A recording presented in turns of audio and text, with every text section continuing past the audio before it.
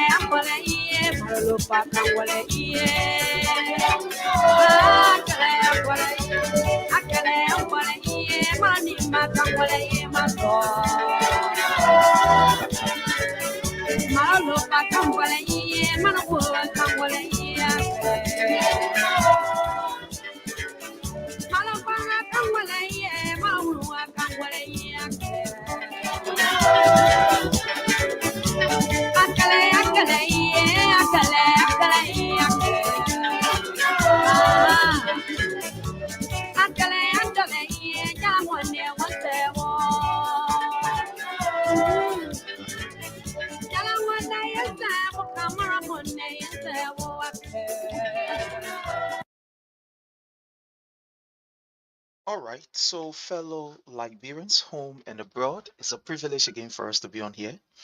And I want to use this time to welcome each and every one of you under the Palava Hut.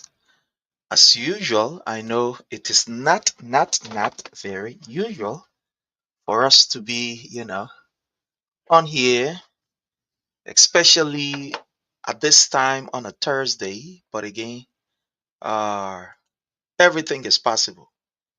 Yeah, everything is possible.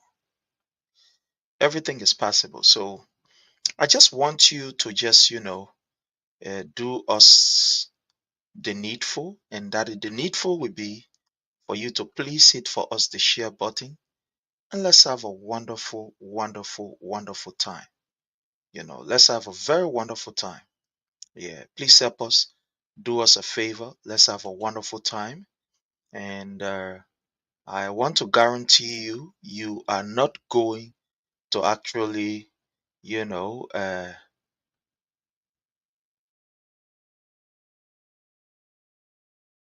miss the time spent here with us.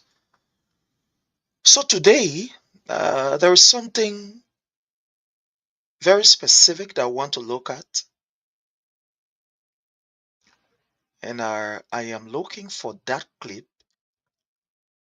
I'm looking for that clip. Okay, we do have the clip here. Let me just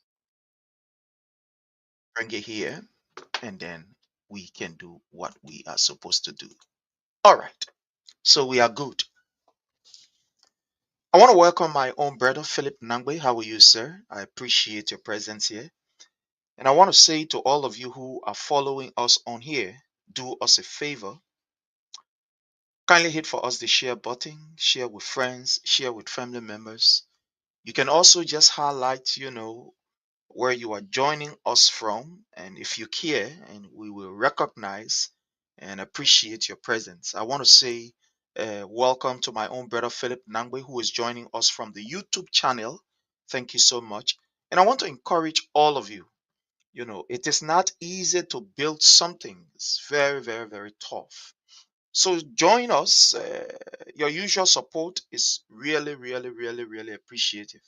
So please do us a favor, and that favor that we want you to do for us is to please follow our pages, both on the YouTube channel where our brother Philip Nangbe is joining us from, and also on the Facebook under the Palava Hut, or you can follow my own personal account, that is the Prince Sharif account, or you can be part of our group, the Prince Sharif, sorry, not the Prince Sharif, I'm sorry, not the Prince Sharif group, the under the Palava Hut, sorry, under the Palava Hut, either our group, our page, or my personal account. You can follow us.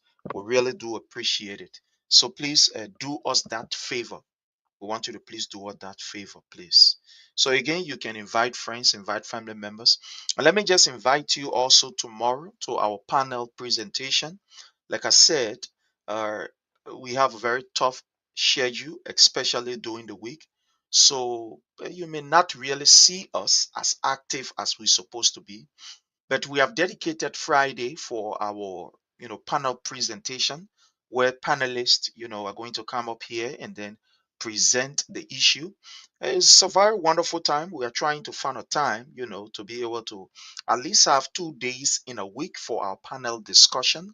We are still working on it because it all has to do with uh, plenty several things. So, but just remember us, pray for us, and we will do this. Yeah, we are looking at the time. Once the time avail itself, we will, make that possible. But again, I want to say thank you all for your continuous effort in following us, in supporting us, and in making sure that we can always, you know, be here. So again, just tell us where you are joining us from, or just give us a statement so that we can know that you are here with us, and then we can recognize and appreciate you. So thank you so, so very kindly. Fellow Liberians, today I put up a post. And in that post, I said that we should not focus, our focus should not be on these calowatts. Our focus should not be on these chaps, our focus should not be on these distractors. The people we should be going for are the heads. The people we should be engaging, exposing are the heads. Joseph Numa Boakai, Jeremiah Kun. These are the people we should be going for.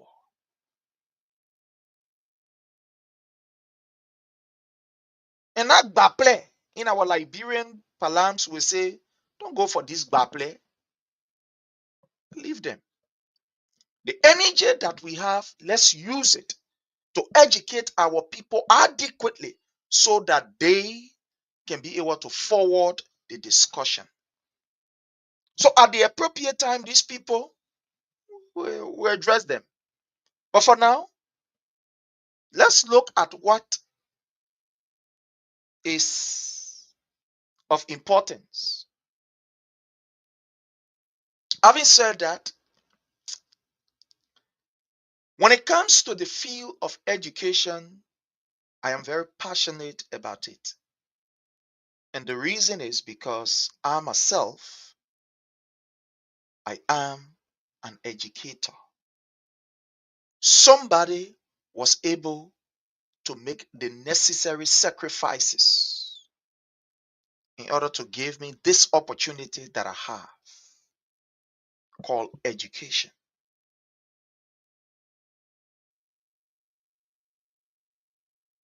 And as an educator, it is incumbent upon me to also reciprocate the same level of kindness to others.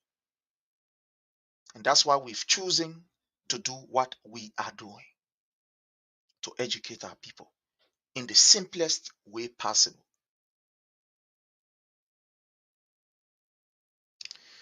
You see, it's unfortunate that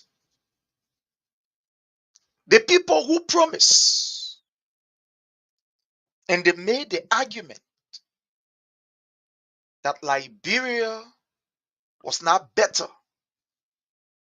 under His Excellency President Dr. George Manuel Weah, that the country was heading in the wrong direction, that everything was upside down, and that when given the opportunity, that they will be able to transform the lives of the Liberian people. It is unfortunate that these people are reneging on their promises.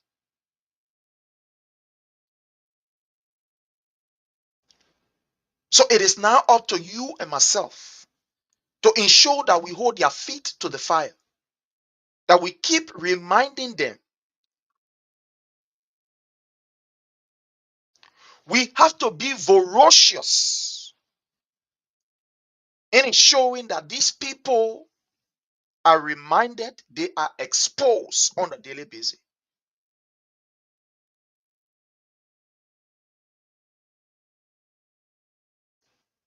Where we have reached, it is not the place that we should be complacent, because we are against group of people who do not understand the language of diplomacy. We are against a group of people who they believe that the only way to get there is by violence. These are the people that we are up against. And so therefore we should not sleep. You know, those of you who read the Bible, right? The Bible described the devil as a hungry lion. That's the description the Bible gave to the devil.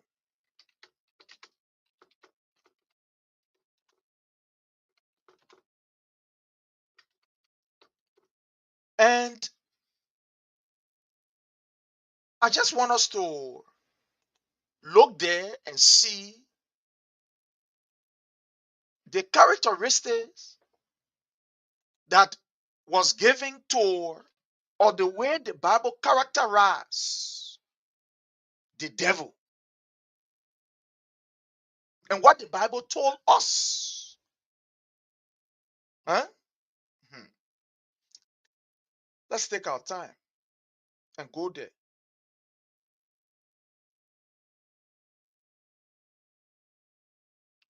When you read 1 Peter chapter 5 from verse 8, 1 Peter chapter 5 verse 8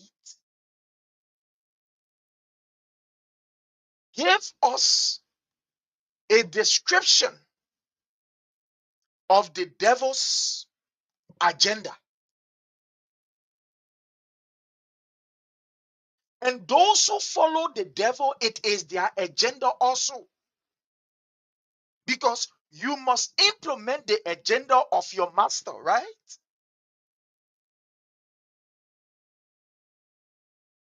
If you work for somebody, you are not implementing your own agenda. No, your agenda doesn't matter. It is the person's agenda that matters in everything that is happening or in everything that you will do. It is the person's agenda that matters, not your agenda. So when you enter the office, you do not enter an office to be able to implement your own agenda. No, it is that person's agenda that you are implementing. It is that person's agenda. You go to work for that person. You don't go to work for yourself. I'm experiencing something here. Yeah, I am really, really experiencing something here. I am seeing that one of my, I don't know, I hope it's not reported, but what I am seeing here is not something that I like. I'm not seeing something that I like here. It is not something that I like, but no problem. I think, oh,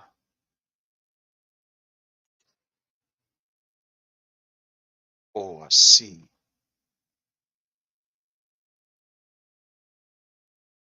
Okay, I see why. I see why. Yeah, I see why it is the way it is. So let's see. Okay. Okay. So I'm seeing why it is the way it is.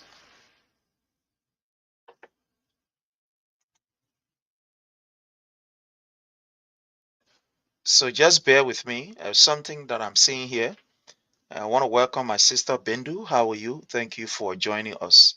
It's something that I just observed. Yeah, and I have to make that correction. Okay. Okay, so that's good. That's good. Something I just observed. Okay. All right. So again, I want to say welcome. I just observed that one of the page was completely, I don't know what was happening, but again, I want to say welcome to everybody. Welcome to everybody. Welcome to everybody. If you are just joining us, welcome to you. Thank you for joining us. Yeah, I was observing that something was happening to one of our page. So, like I said, when you read First Peter, and I want to welcome my sister Bindu. How are you, Mama? Let's take time off to welcome our people. My sister Bindu, you are welcome. Thank you for joining us. Yeah, I also want to welcome Melvin. Melvin, you are also here with us. Thank you. Use this opportunity to learn. I appreciate your presence. All of you that are joining us. Thank you. So when you read First Peter chapter 5 from verse 8, it gives us the work, or it describes to us what the devil agenda is and how we also are supposed to confront him, or how we are supposed to be. So I'm going to read it from the King James version here. First Peter chapter 8, First Peter chapter 5, verse 8. It says, be sober. And there's a reason why I am reading this. The reason why I'm reading this because Mr. Boakai make us to understand from the very initial that for him, he is dancing with the devil. For him, he has given his all to the devil. That for him, he is with the devil and is pleasing the devil. So anybody that is working in line with the devil's agenda, these are things that we must know and how we must prepare ourselves so that these people, they will not take us unaware. They can't take us unaware. So when you read First Peter chapter 5, verse 8, it states, it says, be sober,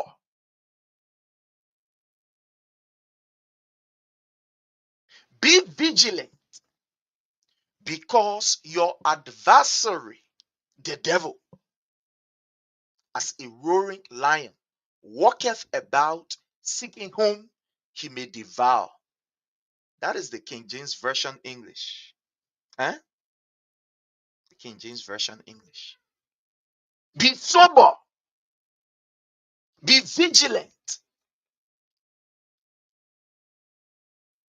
because your adversary, the one who is against you, that is the devil, he is roaring, looking around. He walketh about, seeking whom he may devour, looking for somebody to devour.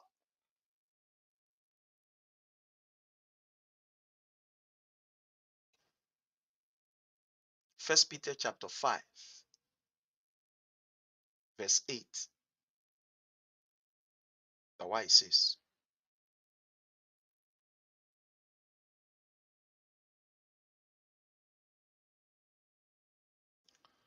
when you read other versions from different whatever they call it, a different version of the Bible, different writings of the Bible, some made it very simple and explicit to all of us. Very simple. When you look at the LSB version of the Bible, it says, the same First Peter chapter 5, verse 8, it says, be of sober spirit. Be of sober spirit. Be watchful. Your adversary, the devil, prowls around like a roaring lion, seeking someone to devour. Why is it that I choose to come up with this particular scripture for our today's discussion? When one comes to you openly and tells you that for me, my agenda is to make sure that I get this. And to get this, I will please the devil. And at the end of the day, if that person gets it, you know what happened? He will do just that to please the devil. So, Boakai agenda is to please the devil and not to please you. And when you are pleasing the devil, you are pleasing yourself. You are satisfying yourself. You are okay with yourself. You are complacent with yourself. It will be about your interest and not the interest of the people. Not the people's interest, but your interest. That's what we are faced with in Liberia. So it is not that Boakai hide his true intention from us. He did not. Mr. Boakai told us his true intention before even getting to the presidency. Some of our people refuse. I know. Even though he's telling us who he is, but we're still given the opportunity. So what we are faced with now is what we have to bear. Somebody who is pleasing the devil. Somebody who will dance with the devil to get power. Somebody who will not acknowledge the word of God and say, for me, I will dance with the devil. So what do you expect? All we can do is use our platforms, educate our people, tell them what is right, tell them what they are supposed to do, tell them what they are not supposed to do, and they get themselves prepared for what they are supposed to be prepared for. That's all we can say to them. That's all. So Boakai make us to understand when he was in opposition that upon taking over, the lives of the people will be transformed. That it will not be business as usual, like he put it. That he will bring on board competent people who are trustworthy, people who will respect the rule of law, and who will not do the same old thing. That's what Joseph Numa Boakai made us to understand, according to him. That's why he made us to understand. And I want to play you a clip here from Mr. Boakai. You know, when he appeared on the VOA, this was what he said. I'm not playing it because I'm angry, no. Playing it as a reminder so that you can know what Boakai said to you. We hold people by their words. A man is known also by his words, the words that he put out, what he say, his words, his action. So I want you to listen to what Mr. Boakai told us. My sister Asatu Emela, you are welcome. Let's listen to what Mr. Boakai told us. Here is it. I'm not making up the story. We start by making sure those people that we bring to cabinet are people of integrity. We will bring to the cabinet people of integrity. People of integrity. Yeah, people of integrity. Not just any people, but people of integrity. He qualified the people that he was going to bring.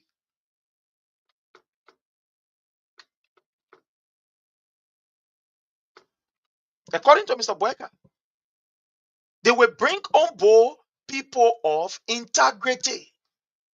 People of integrity. That's what he said.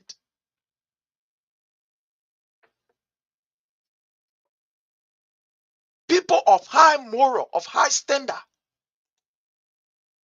That's what Mr. Boakai said. People of some of the best character you can ever think about. That's what Mr. Boakai said to us. People that have strong moral principles and uncompromising adherence to good morals.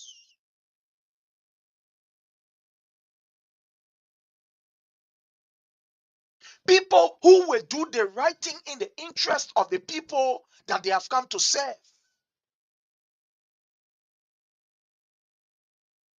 People who are morally right. When somebody say somebody of integrity, is a big word.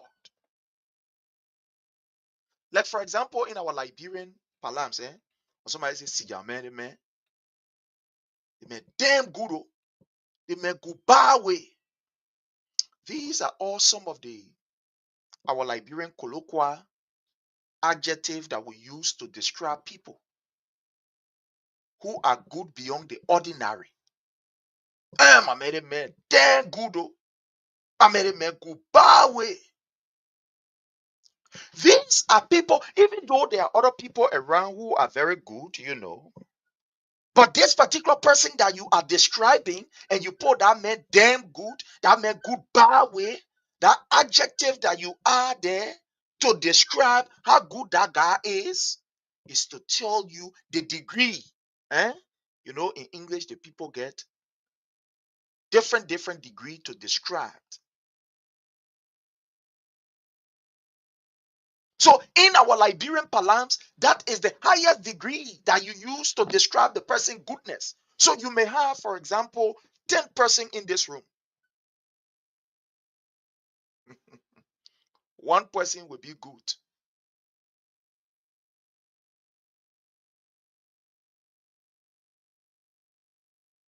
Another person will be the best. The other guy will be exceptional.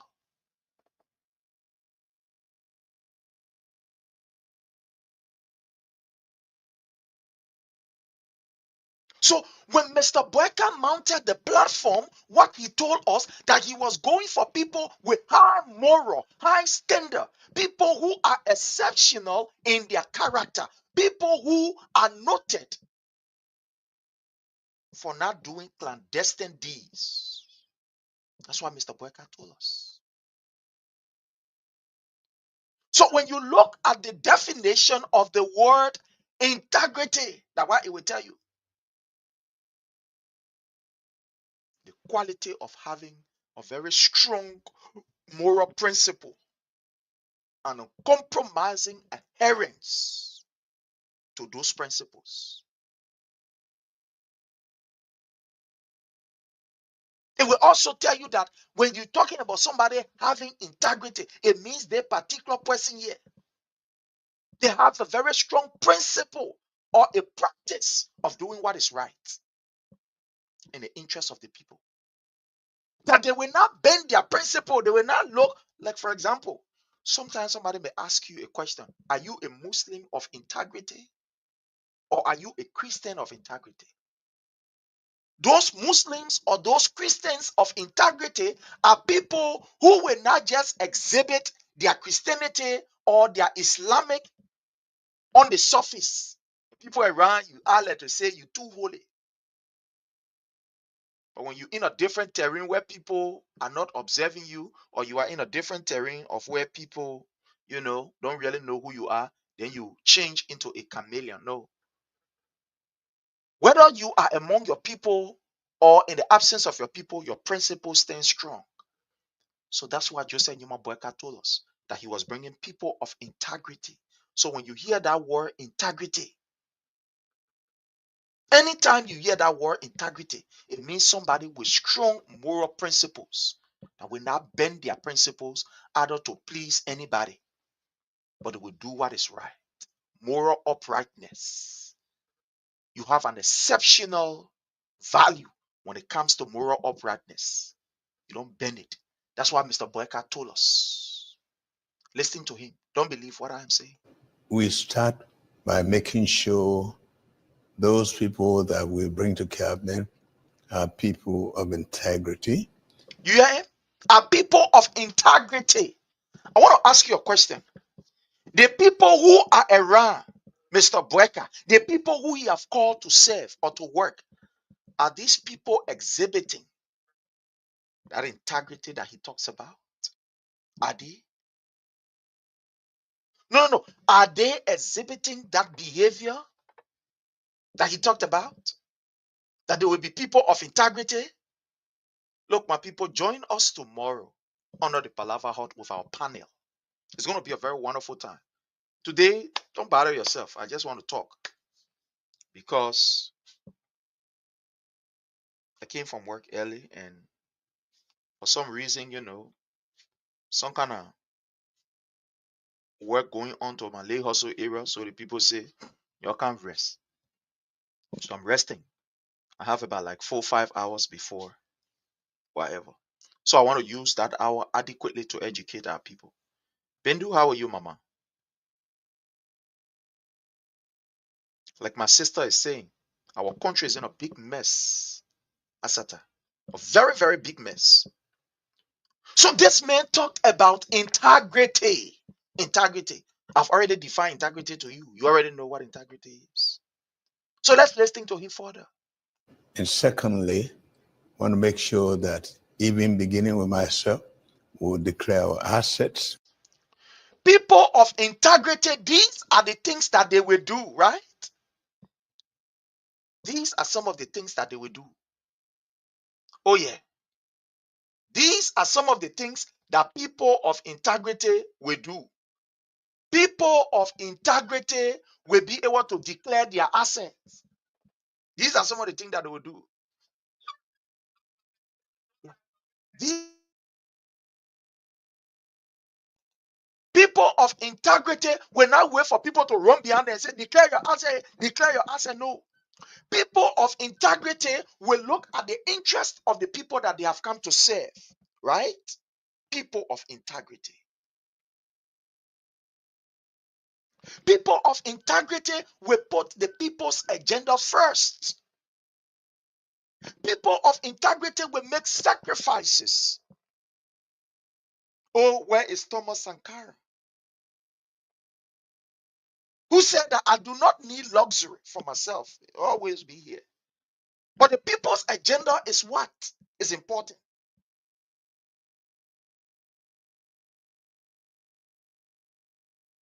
Where is the leader?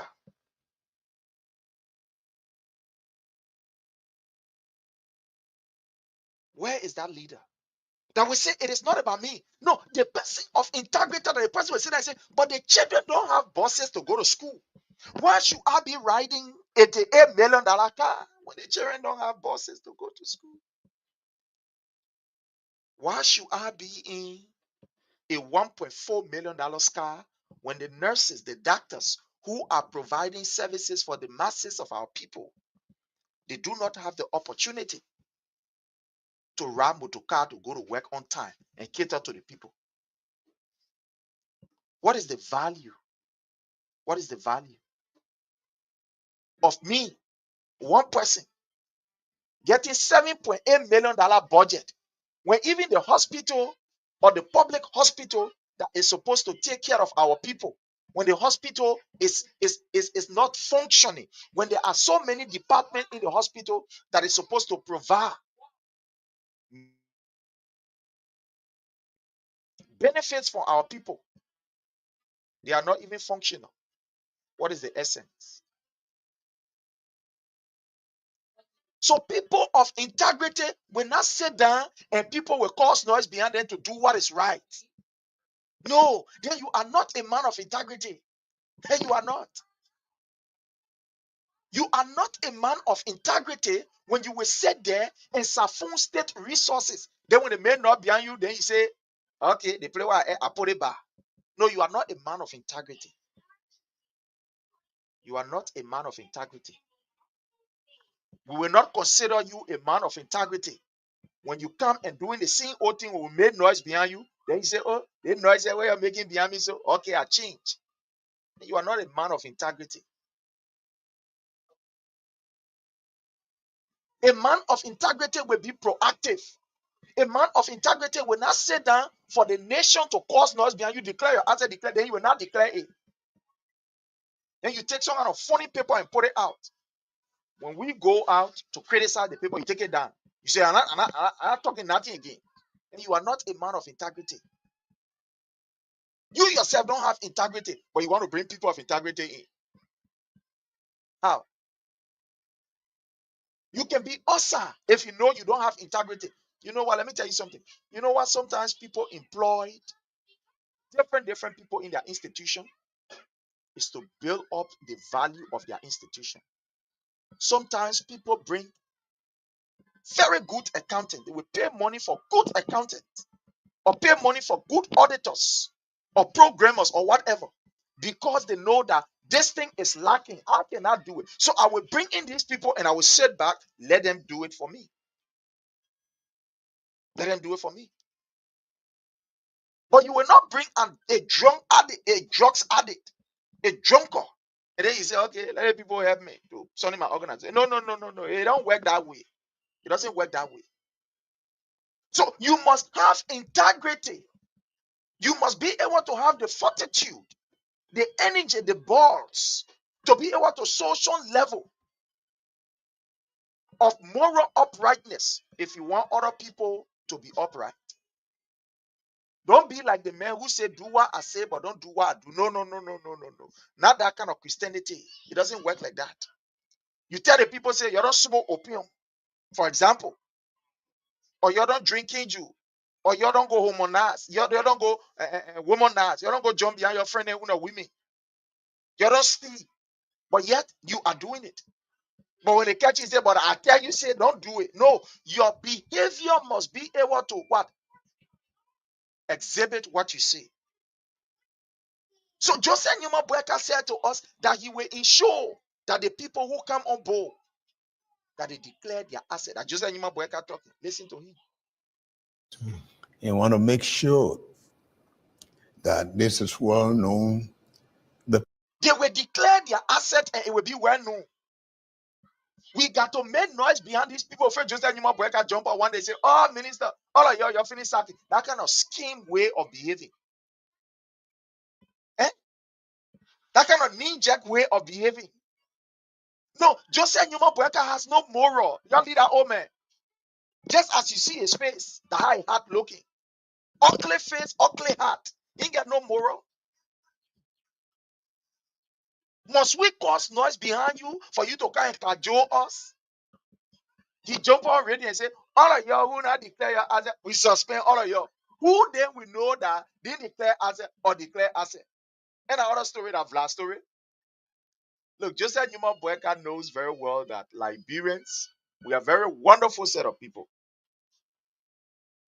That for us, anybody can fool us and get away. So Joseph Newman Boyka look at it for lawyers and say, but the men are in government for 40 plenty years. Imagine, they may know, he know all the loopholes.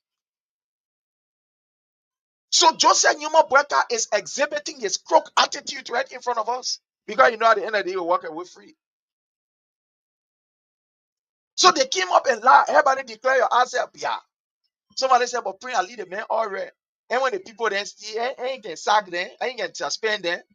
Joseph Newman Boyka looking like somebody who you can trust. No, like I said to this person, we do not want for you to sack people. We want for you to persecute people.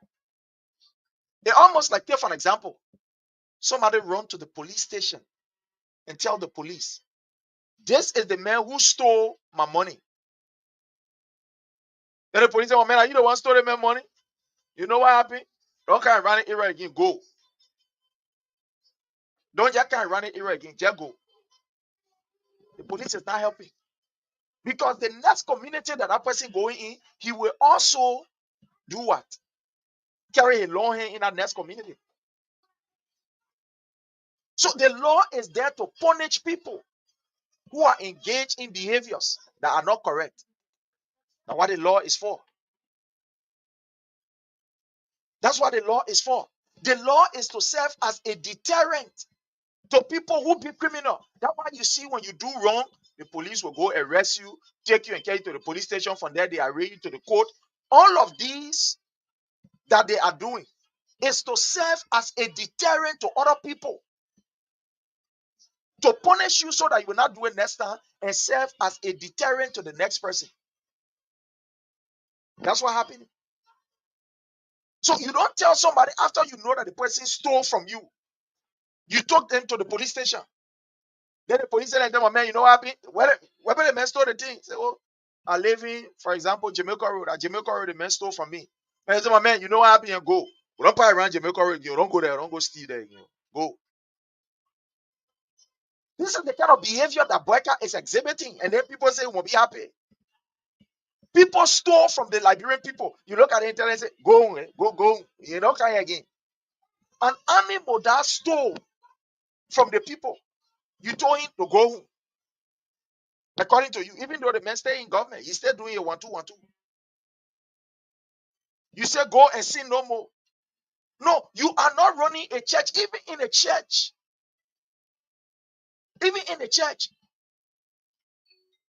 people are reprimanded for their behaviors. That's why in some churches, you will see they will put people on suspension.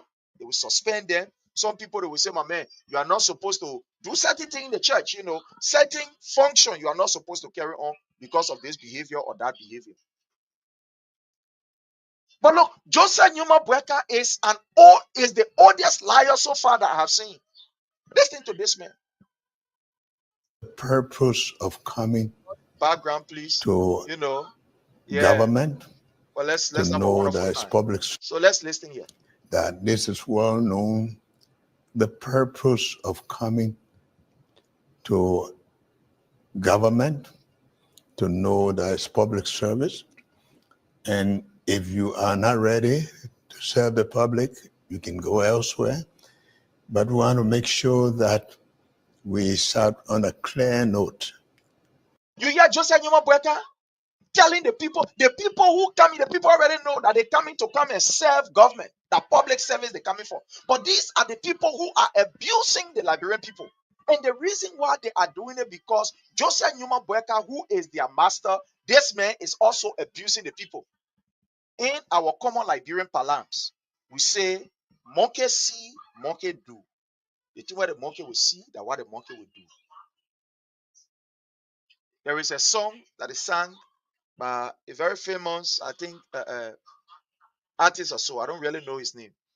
But it goes like, Falale lila lila. I think that Buju Bantu or somewhere, somebody, I don't really know. But it goes like follow the leader, yeah, it's put up in follow the leader, follow the leader, yeah, follow the leader. Yeah, that kind of stuff. They'll hit on it. Follow the leader. What the leader is doing, that what you will follow, that what you will do, right? So these people are showing gross disrespect to us because the leader who have called them to work, the man himself don't have respect for you, the Liberian people. So what do you expect? That's why I begin with the book of First Peter chapter 5 verse 8. That it says you must be sober. So we now who have the opportunity to sit in front of this camera and explain to our people that we have thousands of people around the world that are listening to us, that we have privilege. And I want to use this time. I will use the time, but to say thanks to AB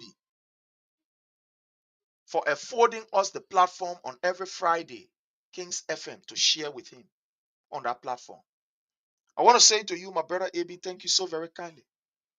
I do not take this opportunity lightly. There are many of my colleagues and friends that are looking for this kind of opportunity. And I want for all of you to please join me in extending thanks and appreciation to AB for giving me the opportunity to join him on every Friday, once the time avails itself, to be with him on King's FM. I hold this something very, very, very prestigious. I see it as an honor. Please, my people, I'm begging you, I want you to help me to thank my brother AB and to thank His Excellency President Dr. George Manawia for giving me this opportunity. I see it lightly. No, I see it lightly. To give me a platform, to share a platform, even if it is for 1, 2, or 3 hours, to share a platform with our brother AB is something that I see as a privilege because it extends our voice. There are many other people that could do what we are doing here. So I'm begging y'all, my people. I want to join y'all. You guys are my family. I want to join. I want to say to y'all please help me and thank our brother AB for giving me the opportunity to sit with him on the platform. That platform is a great platform. Great men use that platform to emancipate and elaborate our people. So for me to share in the footsteps of this great man, to appear there, I want to say thanks to these people. Thanks to them. Thanks to my brother Abu Sharif from Freedom FM, who gave me the opportunity to appear on his platform. And all of you who gave us the opportunity to share on your platforms. I salute to all of you. Because this work must be buttressed by you.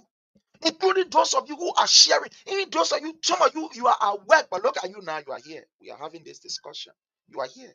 You're supposed to be working. Some of you working, you get earpiece in your ear. You get your hoodie over your head, you cover your ear just so you can listen to us. I want to say, may God bless you. Thank you so very kindly. We appreciate you. And some of you sharing, some of you sending likes, sending stars. The stars that you are sending, we want to say thank you. I want to appreciate you. So when you look at it, describe the behavior of Mr. Boakai. That's what the Bible says. We must be sober. We must be sound. When you read 1 Peter chapter 5 and verse 8.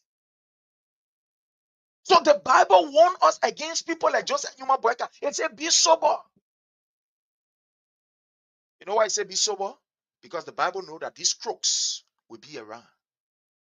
Be of sober mind. It said, be watchful. Your adversary, the devil. The pathological liar, Joseph Numa Boakai, is around. Seeking for something to destroy. Joseph Numa Boakai and his gangster, they are around. So be wise, be mindful. You know, I always say to myself, I don't pray. You say, God, I pray against temptation. No. You know what I pray for? I pray that God will give me the ability to withstand when the temptation comes. Because He did not promise me a world free of problems. He did not promise me a war free of temptations. He said these things are part of life. So when they come, all I should pray for is the strength to be able to endure, the strength to be able to what? To survive, the strength to be able to succeed over these temptations. I don't waste my time. Oh God, yeah, the temptation will kick it far away.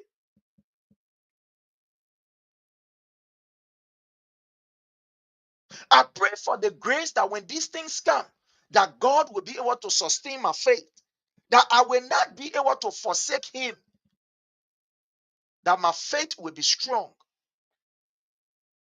in Him. So that's why I asked the Almighty God, the Almighty Allah for, that He will give me the grace. So here now, the Bible is warning other Lord, don't waste your time to say these people will not be criminals. That's why He said, be of sober mind, be watchful, because these criminals will come. You will make mistake and you will give these criminals opportunity. Like you have given Joseph Numa Boakai against all the opportunity. But He said, be watchful. What is that watchfulness? Like what you are doing now? You are sharing this platform with other people. Other people are hearing what we are saying. There are other people who are vexed. They will not come now. But immediately we leave from here, they will take their own time. They will watch it. As you share it in the chat room, they will hear it. They will learn. And they will get themselves prepared to expose Boakai and his criminality. So it says, be of sound judgment, be alert. Because the devil, in this case, we will say Joseph Numa Boakai the liar, Joseph Numa Boakai the squanderer, Joseph Numa Boakai the man who squander your opportunity, the man who deny your children an opportunity, is looking around, looking for somebody to devour. I want to welcome my sister Hawatute. How are you, Mama? I appreciate your presence here. Thank you so much for joining us. It's always a privilege when we have people like you here. So we are the ones who are supposed to be sober, be watchful, be mindful. Because Joseph Numa Boakai, the squanderer, is going around looking for the least opportunity. Here, a gangster looking for the least opportunity to exploit from the Liberian people. This man came on the basis of lies. Listen to him. Listen to this.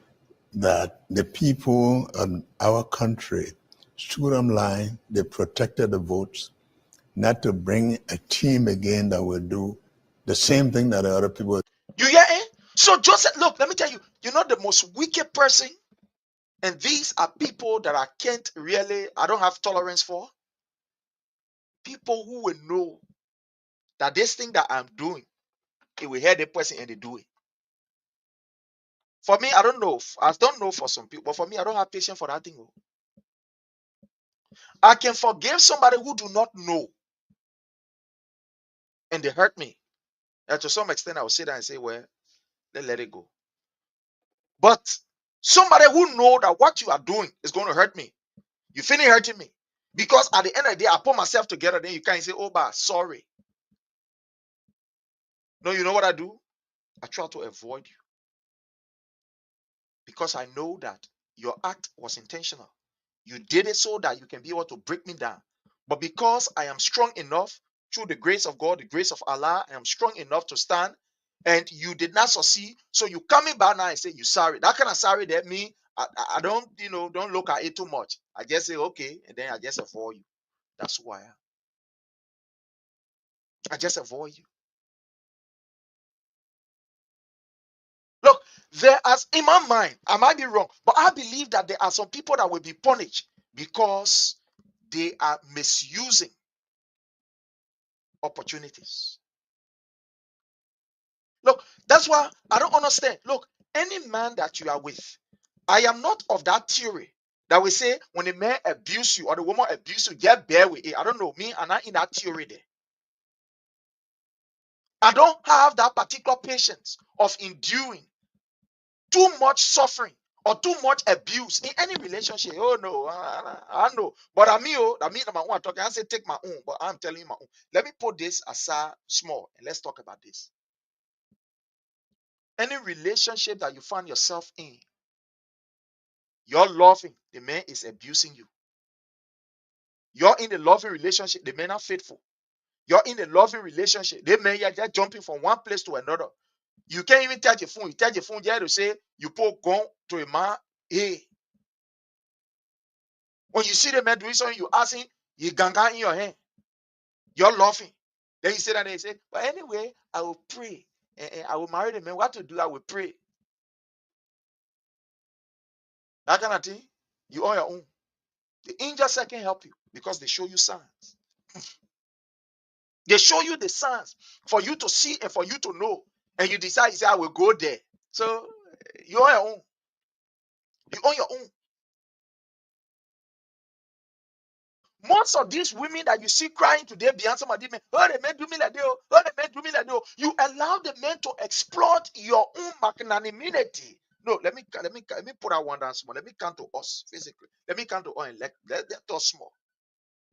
Most of these women that you see these men are abusing, these are women who allowed the men to abuse them while they were in their loving relationship. They did not learn from it. Who told you God can show you signs and symptoms? Who told you that? Today, our sisters are victim of this idiocy because God chose to show them the sign. They ignore it. They say they are more than God himself. They can create human being. Nobody will be perfect, right? Nobody is perfect. No human being is perfect. But there are certain behavior. For me, as an individual, I will say to myself, I can't just cope with it. Do a 1, 2, 3. No. I can't just cope with it. I cannot be righteous more than God. No way that God created all. I can't be fair more than God. It's not possible. I can't be fair more than God. I cannot change human being behavior. That was another one. I see, hey, I will just be there. The man, in there you beat me, but where's I will pray the man will change. Change that your teeth will move from in your mouth. And I do not take abuse lightly. Oh, I hate it. Yes, if there is anything that will attach that word hate to, is for you to abuse a woman because I'm a woman kind of person. Eh? I have sisters. God bless me with girls, children. So women have a special place in my heart. But there are some of you that allow yourself to be abused by some of these idiots because you saw the sign. The sign was written on the wall. You saw them, man. The time you were laughing, them men were doing all kind of koyoka. Your friend will can't tell you, yeah, the boy, yeah, that correct. But yeah, but hey, you know, at the end of the day, they both do the thing now. You want to disturb us here on Facebook. You all around the place. You swaying. You swaying. How you will be walking, if you will jump in the water with body. No. How you will be walking, letting a tunnel with fire in. No. That kind of prayer, that I don't know whether God can answer it because God already showed you the sign and the symptom. You're the man you're loving, the man abusing you. You're the man you're loving, the man you can't even have time to even romance or talk to each other. What kind of relationship is that? What kind of relationship is that? You and the man you've been loving, see you've been loving the man. One day not even walk with you on the street to hold your hand to say, darling, oh, let's go walk on the road. Let's walk. Kiyako, kiyako, kiyako. You're walking on the road, the man proud with you. You're lecturing, you take your hand, put it on your shoulder. You're lecturing. I may not do it before. The men in the community, when you part on the other side, they other get shoot behind you. That man one day can't even defend and say, look, and say to a family member that look, family, yeah, Or doing our worst. respect that you So people are my family, but she is my wife. This man has never defended you in the midst of people. He will rather abuse you. But then he said, I will pray, God will make a way. These are some of the abuses that some of our mothers and our sisters received. And in this generation, me, I will advise anybody, you must be able to know the agenda of these people. You must know. Somebody will say, oh, the people then, well, say they can't bear. The people then, well, say they can't take men abuse that didn't want single. Be single. Then for somebody to abuse you, to put you through mental trauma, torment. I know. Relationship wise, you got to be respectful. You got to be patient. But there are certain signs and symptoms when you see, don't go there. It's better for you to be with Wubao Pucha than for you to be with somebody who will abuse you mentally. Who will some people in marriage, they say they are impressing. Yeah, you are impressing. Your own relationship, you can't even sit down to have fun with each other. You can't even tell your hair to put on a man lap. The naked way you will put your hair on the side. The time you were laughing. When you're going in, they may not even brave to go in market with you. Because it now pollute the whole community. The whole community have been polluted. It pollute the whole community. That is the one lover boy of the century. You jump inside, even though you're not intentionally doing it, but you just jump in and say, oh, but baby, let's go war in the market. No, I'm not going war in the market. It's a red sign, it's a red flag. It's a red flag. But you leave all that one, you don't. You say, yeah, that you achieve it, man, that you be God. That you be God. Maybe when the man marry, the man will change. No. When somebody is a criminal while they are out of the church, my people, when that man enter in the church, he stay a criminal. The church hall does not change the man. That when he decide his attitude to put it down before he will change. But the church hall does not change him. That's why you see people on New Year Day, happy in Liberia can do that. Happy New Year, mono die yo. Any chair they see, we are the join inside. Some of them can be charged with join the chair. The pope can't give your life to cry. Do whatever they see. They say they cry. Hey, I beg you, a chair hall can change that man. The chair hall can change that man. Pastor pray for revelation to why I can change that. He must decide and say, I will put this thing down. You know how many people that are living in chair hall, they become pastor chairman, then become some kind of way. Where in the morning a Bible, in the evening a Bible, in the night a Bible. So stop allowing yourself to be abused by these people. And what happened to Joseph Boakai? God showed us the sign that that man was not serious. That man was an ingrate. Who told you God didn't show us the sign? We saw the sign from the man himself when he openly said to the Liberian people, I squander your opportunity. And we said, oh, he squandered opportunity. Okay. We followed this man's history. We went in the towns and in the villages to inform our people. We went in the butches, in areas. We crossed rivers to go in villages to go and talk to our people. Oh, yes, we did. And if that opportunity unfold itself, we'll do it again. We will do it again. We saw their behavior in the CPP. We saw a behavior in the CPP. How this man was able to undermine the CPP. How he was very crafty, cunning. He used other people. At the end of the day, we say, oh yeah, the man, yeah, they do. They been an old man, an experienced man. The man honor money people here. We say, why you think with them man become prayer? Why you doing that? Why you doing that? Why you doing? Somebody told you that I live on loan. The first thing the man he instructed a man, Samora, a nephew Samora, Henry Samora. Say, Henry Samora is a friend, uncle. Say, go to Central Bank. Allah shall tell you, you got to move on down there. Allah shall tell you, make Gangan Suma again $300,000. Say, hey, hold on, go sit down, man. Go move on here. Samora, take care of someone. Some what kind of more he be? Go pay the people then money, yeah. The money what I've been taking. You know, I've been living on loan. So all the money try and service it for me. Using your coffers to service his private debt. Joseph Numa Boakai.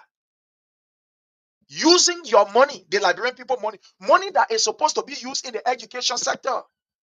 Using that money to service his private debt. But this man is brave enough. The public school, he cannot look at the teachers and pay them. You see, somebody said, two leaders, different approach. Let me come to this student's issue. Today, I just relax because I want us to have this conversation. The children had this protest. Those of you who are following us on YouTube, I want to say thanks to all of you. And I will also want to appeal to you to please follow us also on YouTube. Saturday. Udule, thank you so much for joining us. We do appreciate you. It's a privilege for us to be here with you. Thank you. I appreciate you. I mean, all of you who are joining us, whose name I'm not saying because of limitation from my end, I want to say, please, you are welcome. So, two different leaders. Let's see how President Weah approached the issue of students protesting. Let's see how President Weah approached it with video evidence. I want to inform you, please join us tomorrow at about 7 o'clock Eastern Time, where we'll be on here with our panel. You know, our panelists will be on here and we'll have a wonderful, wonderful, wonderful time. So I want to appeal to you, please join us tomorrow at about 7 o'clock. We will be here and it's going to be wonderful. Share, invite as many friends as you can invite. Yeah.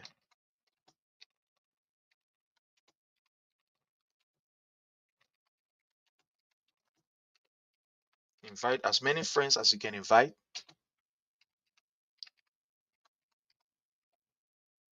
And it will be a very, very, very good time tomorrow. Huh? So just, uh, just join us and let's have a wonderful time. Let's have a very good time and we'll be good. Yeah, we will be good. We will be good. So please, I beg you. Let me see. So please, just do that for us. Do that for us, and it's going to be a very wonderful, wonderful, wonderful thing. It's going to be a very wonderful thing for you to be with us tomorrow. Yeah, please join us tomorrow, and let's have a wonderful, wonderful, wonderful time. Please, let's have a wonderful time tomorrow. I'm looking for a video here. Just bear with me. I want to show you, some of these things we can plan it. Small, small, we're trying to make the platform better. But again, we are there. Yeah. Just bear with us and let's be able to do what we can do. I know it's tough, but then we'll make it. We'll arrive there. We will be there. Yeah, we will be there. We'll be there. So I want to bring you a video here. I want to show you that video. It is that video that I want to show you. I put it somewhere, but I can't really remember the file that I put that in, and I'm searching for it. But I can. I think I save it somewhere. Yeah, I save it somewhere that I'm looking for. I save it somewhere that I'm looking for. And once I get it, I will be able to bring that video to you. As soon as I get it, I'll be able to bring the video. Yeah. So just bear with us. I am looking for that identical video. Yeah, I'm looking for that video. So, but if I can't see the video, we still have the discussion. If I can't see the video, but I put that video somewhere. Somewhere I put that video. Let me see. Somewhere I put the video. I put that video somewhere. Yeah, I put that video somewhere. But right now, it's like I'll have to take my own time. Maybe I'll find it, and that will be our discussion for tomorrow. That will be a discussion for tomorrow. Tomorrow, I am very, very sure that I will be able to send in that video. Yeah.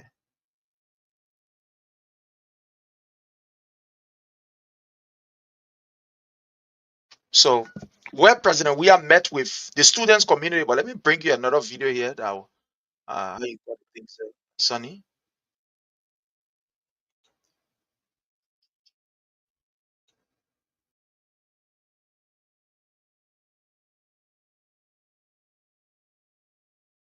All right. So when the protest was held in Liberia, where these students were used for some political reasons, but some of their instructors, it's not like today what we are seeing, their concerns are genuine.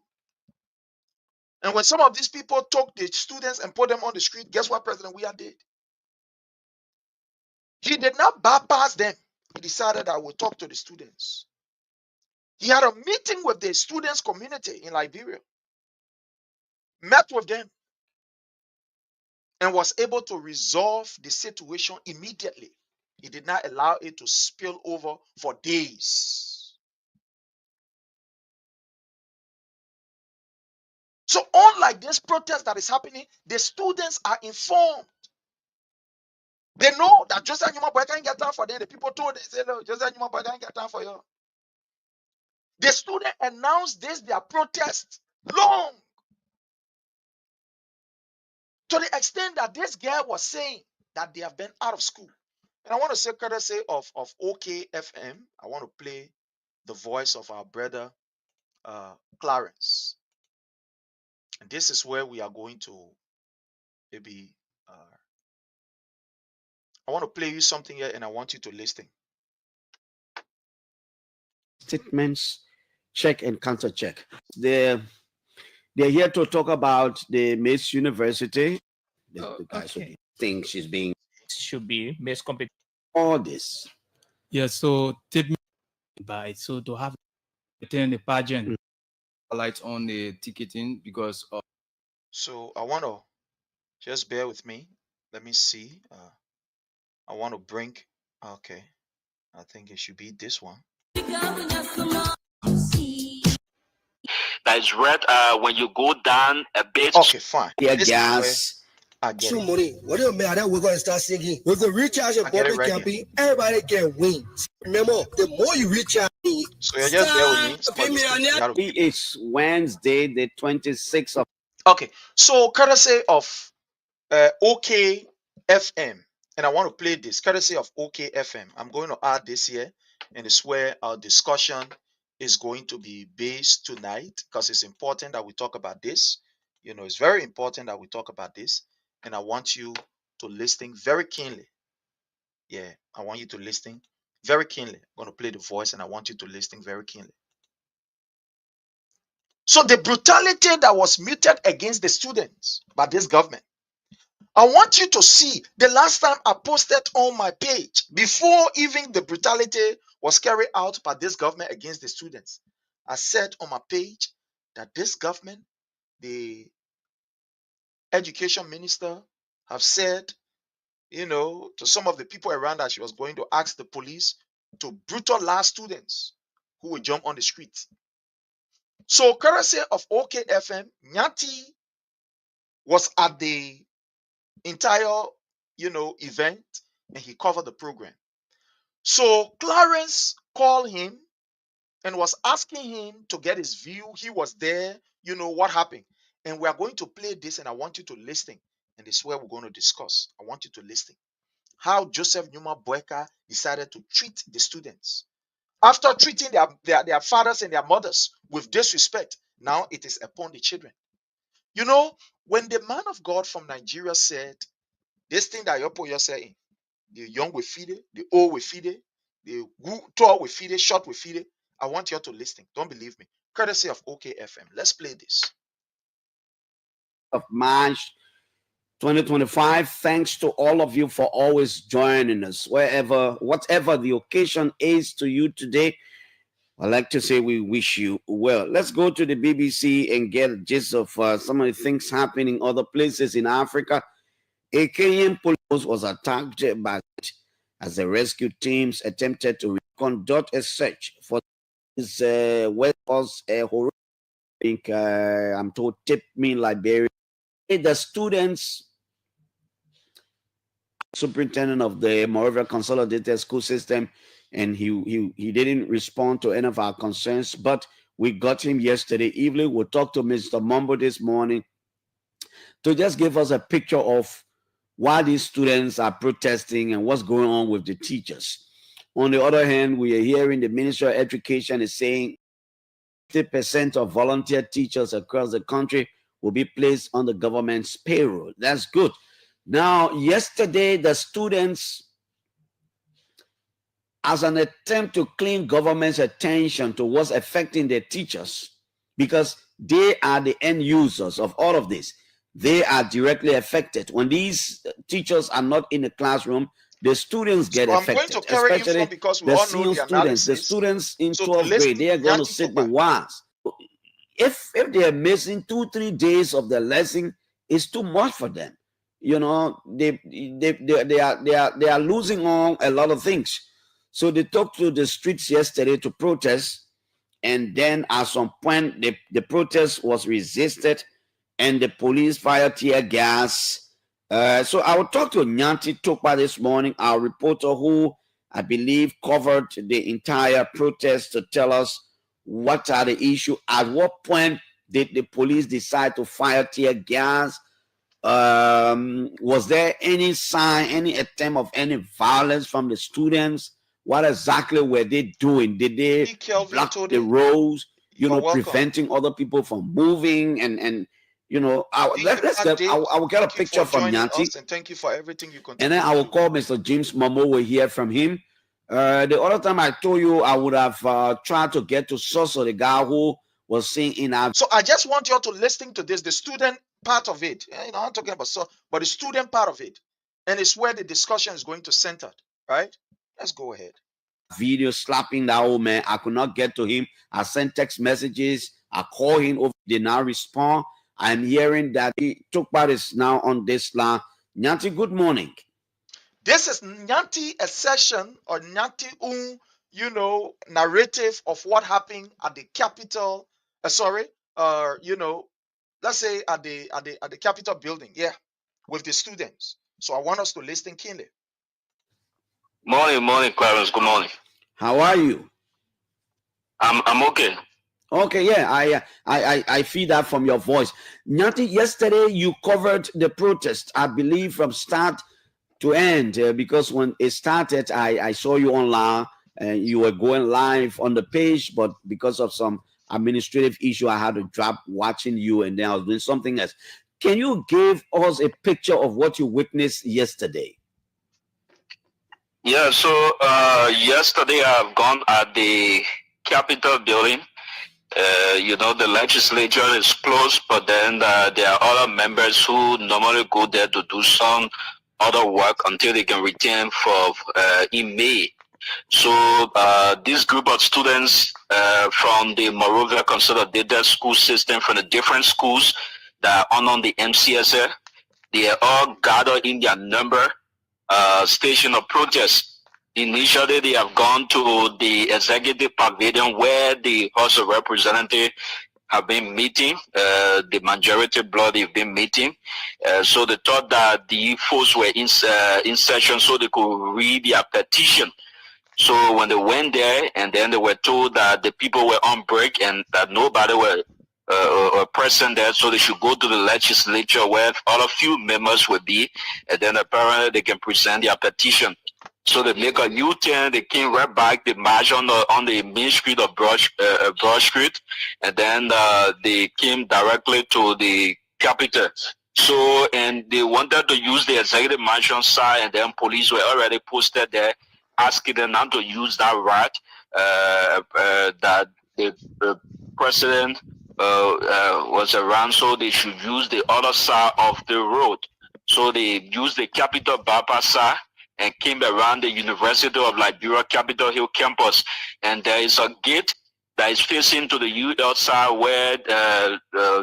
So let's get this here. You listening to Nyanti Tokpa? The students were prevented for not using the executive mansion route because, according to them, the president was there. This is how you know that this Joseph Numa Boakai is insensitive to the plight of the people. The people stopped the students from using the executive mansion side because, according to Nyanti Tokpa and other people who we gather information from, the president was to the executive mansion. So he wanted for the student to pass in front there. But let me ask you a question. If Joseph Numa Boakai is somebody who is really a God-fearing person, somebody who cares about the Liberian people, don't you think he was going to immediately ask that, look, the students that are here, let us see how best we can resolve this thing?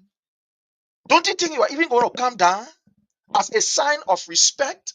Some of these students that you're looking at, they were first-time voters and they voted for this old wicked man called Joseph Numa Boakai. They voted for him.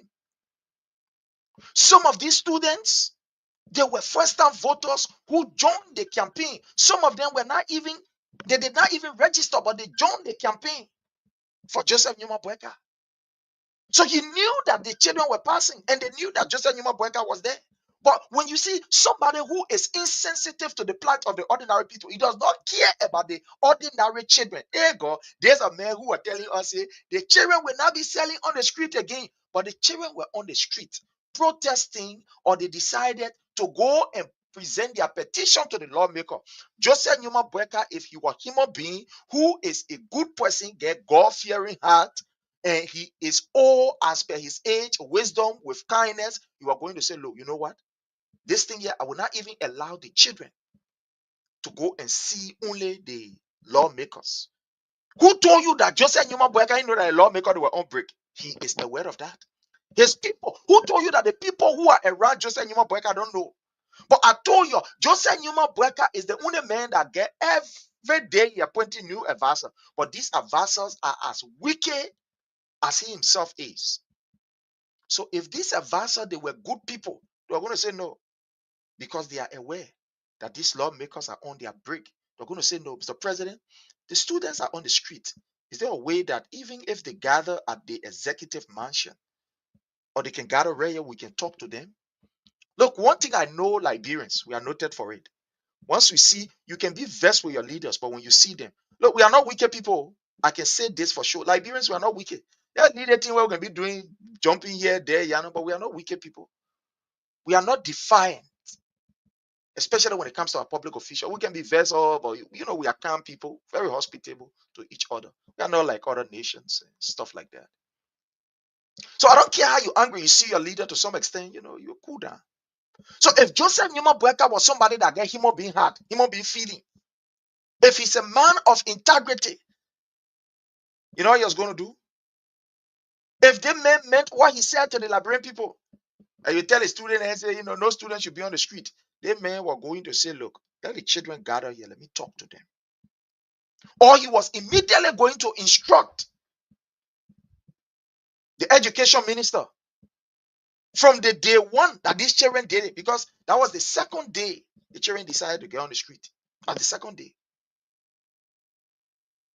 he was immediately going to instruct the education minister to take siege of the matter. But the information minister, just she get her. She living here. The people believe that when anything, they will jump to the airport, to their plane, and they be gone. They leave her there. So she get her.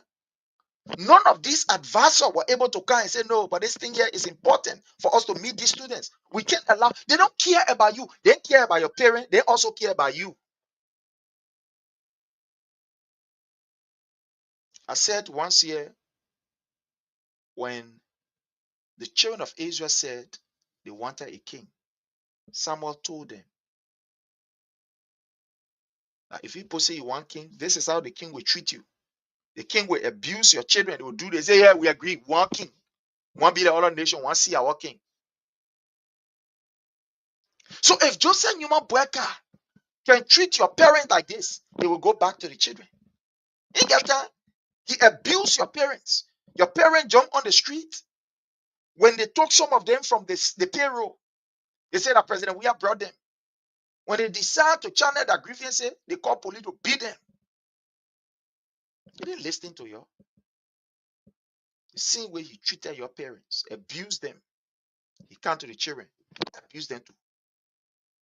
So Joseph Numa Boakai is at the executive mansion, according to our man Nyati Tupa. The children going. If Joseph Numa Boakai is somebody who is,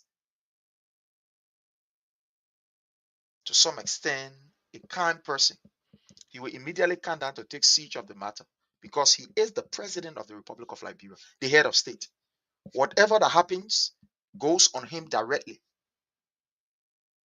or it's on his shoulder. Whether it happened in the House of Rep or it happened in the House or in the Senate or whatever, it takes a kind of negative toll on him. It's a minus for him. So a leader like that, if somebody with wisdom now, if the 42-year really what makes up with experience, you will say, no, this thing here, I must intervene to be able to bring this situation under control. I can't allow these children to be on the street. But let's listen to Nyati and let's enjoy this. Let's listen to Nyati. Those, especially some of us who have motorbike and other vehicles normally use at that intersection. So when they came, the gate was open. So they wanted to troop their way in. But then at that time, the Capitol building security and some few police officers who have been posted since the fire incident at that Capitol, they decided to close the door because they were the guards. They were rushing in with excessive speed, trying to go into the Capitol building. To go to the House of Representatives wing to present their petition. So, and the Capitol building security and the few officers who were there decided to close the door at them. And when they closed the door, the student got agitated and said since they are closing the door and they came to present their petition, but then they will go on the main street. That's how they stood on the road and said they were not leaving because they were being denied access to the Capitol building because their main aim for the protest. Yes. You see that? The same way their parents were disrespected by the government, that the same way they didn't say they're disrespecting them. The children did not go to Block Street. They went to their lawmakers, right? According to our brother Nyati. There's a reason why I'm playing Nyati and OKFM and Clarence Jackson. There's a reason. They did not just go on the street and say, we're going there to disturb. They were going with a mindset, a purpose. We're going to see our lawmakers. Even though the people who also were behind them did not do good, because they're supposed to inform them. So look, children, one way or the other, the person you're going low for, it's not here, this, that, this, and what have you. And they didn't do it. And allow these children, to go, but no problem, They went there and decided that, look, we'll go to the Capitol building. They did not jump on the street. But you hear, according to Nyati, the OKFM talking here, so they deliberately decided that they would be able to close the place in front of the children. Can you imagine what this guy did? They said they're closing the place in front of the children. They said they will close the place in front of the children. They're closing it. You're going to see the people who are supposed to represent you, to speak on your behalf. They close it, even though they were not there, but few people were there. You see the disrespect that these people show to you? Joseph Newman Boakai were right there. You are looking at the children there. They go, looking at them. Lawmakers are not there, but you, president, you there. You as an executive, the implementing arm of the government, because these teachers are not paid by the lawmakers. They are paid by the executive. The executive implement. The lawmaker then just allocate the budget and say, go. Then you take it and pay. Just to tell you that these people are insensitive. So they saw the students and decided that they will close the place. Students will not enter. They could not even organize themselves and say, okay, student, you come on this side. To add certain value to the students. They didn't even add value to the students. Show no respect to the students. But let's go ahead. Let's listen. Enjoy this. Yesterday was to present their petition. The security and the few officers who were there decided to close the door at them. Yeah, to close the door at them. The same way they can treat their parents, that the same way they're treating the children. Yeah, that particular man of God said it. Old will suffer, young will suffer, rich will suffer. You will be disrespected. They will not even get time for you. The same way they treat your parents, that the same way now they're treating you. Let's go ahead. And when they closed the door, the student got agitated and said since they are closing the door and they came to present their petition, but then they will go on the main street. That's how they stood on the road and said they were not leaving because they were being denied access to the Capitol building because their main you hear what our brother here saying? The students did not just jump off from their school and say we're going on the street. They were going to their lawmakers. Now, the way you can know that these people are insensitive to the plight of the ordinary people, if these people really, really care about the Liberian people, once you hear that these students are there, you as a lawmaker, let's agree you are on break. But whatever you are doing, we say, no, let's go there immediately. What Joseph Newman Boakai in your office, you were right there, looking at them. Education ministry right down there on 4th Street, 3rd Street, whatever you call it, right by how you call the place, City Hall. The information minister, she too important in the American Liberian. She too important. You can't go to the children on the street. You can't go and address them. So the children went there. They blocked the children from going. They say you can't enter. And how the children came on the street, according to Nyati. So go ahead. For the protest yesterday was to present their petition. So they sat down on the road, but then the police and other backup police officers, they came and they tried making some efforts to get the students off the road. But then each time when they apply efforts, then the student will come right back on the road. They will create that sort of buffer. You know, our Liberian National Police, under this government, really need a total reform under this particular Joseph Newman Boakai government. Because they continue to behave in the most arrogant and unprofessional way. The first thing is, you know the reason why the children went there. They didn't go there because they wanted to go and protest. They had a petition. So if our police are trained and sound, you know what they will do? They will immediately put those lawmakers on the line and say, look, there is a need for you to come. Look, we want to thank God for this country called the United States that have trained us to so many things. Thank God, the Katuma Puji, they training us. Thousands of dollars are spent to train us. When an incident happens, you as the commander, you start putting people on the line right away. You start to put people on the line right away. Those who are supposed to intervene, those who you think have control of the situation, you start to call them right away. In that case, it's where you know whether these police officers are professionals or they are hooligans. The children said, what the children went there for, according to our brother, they want to present their petition.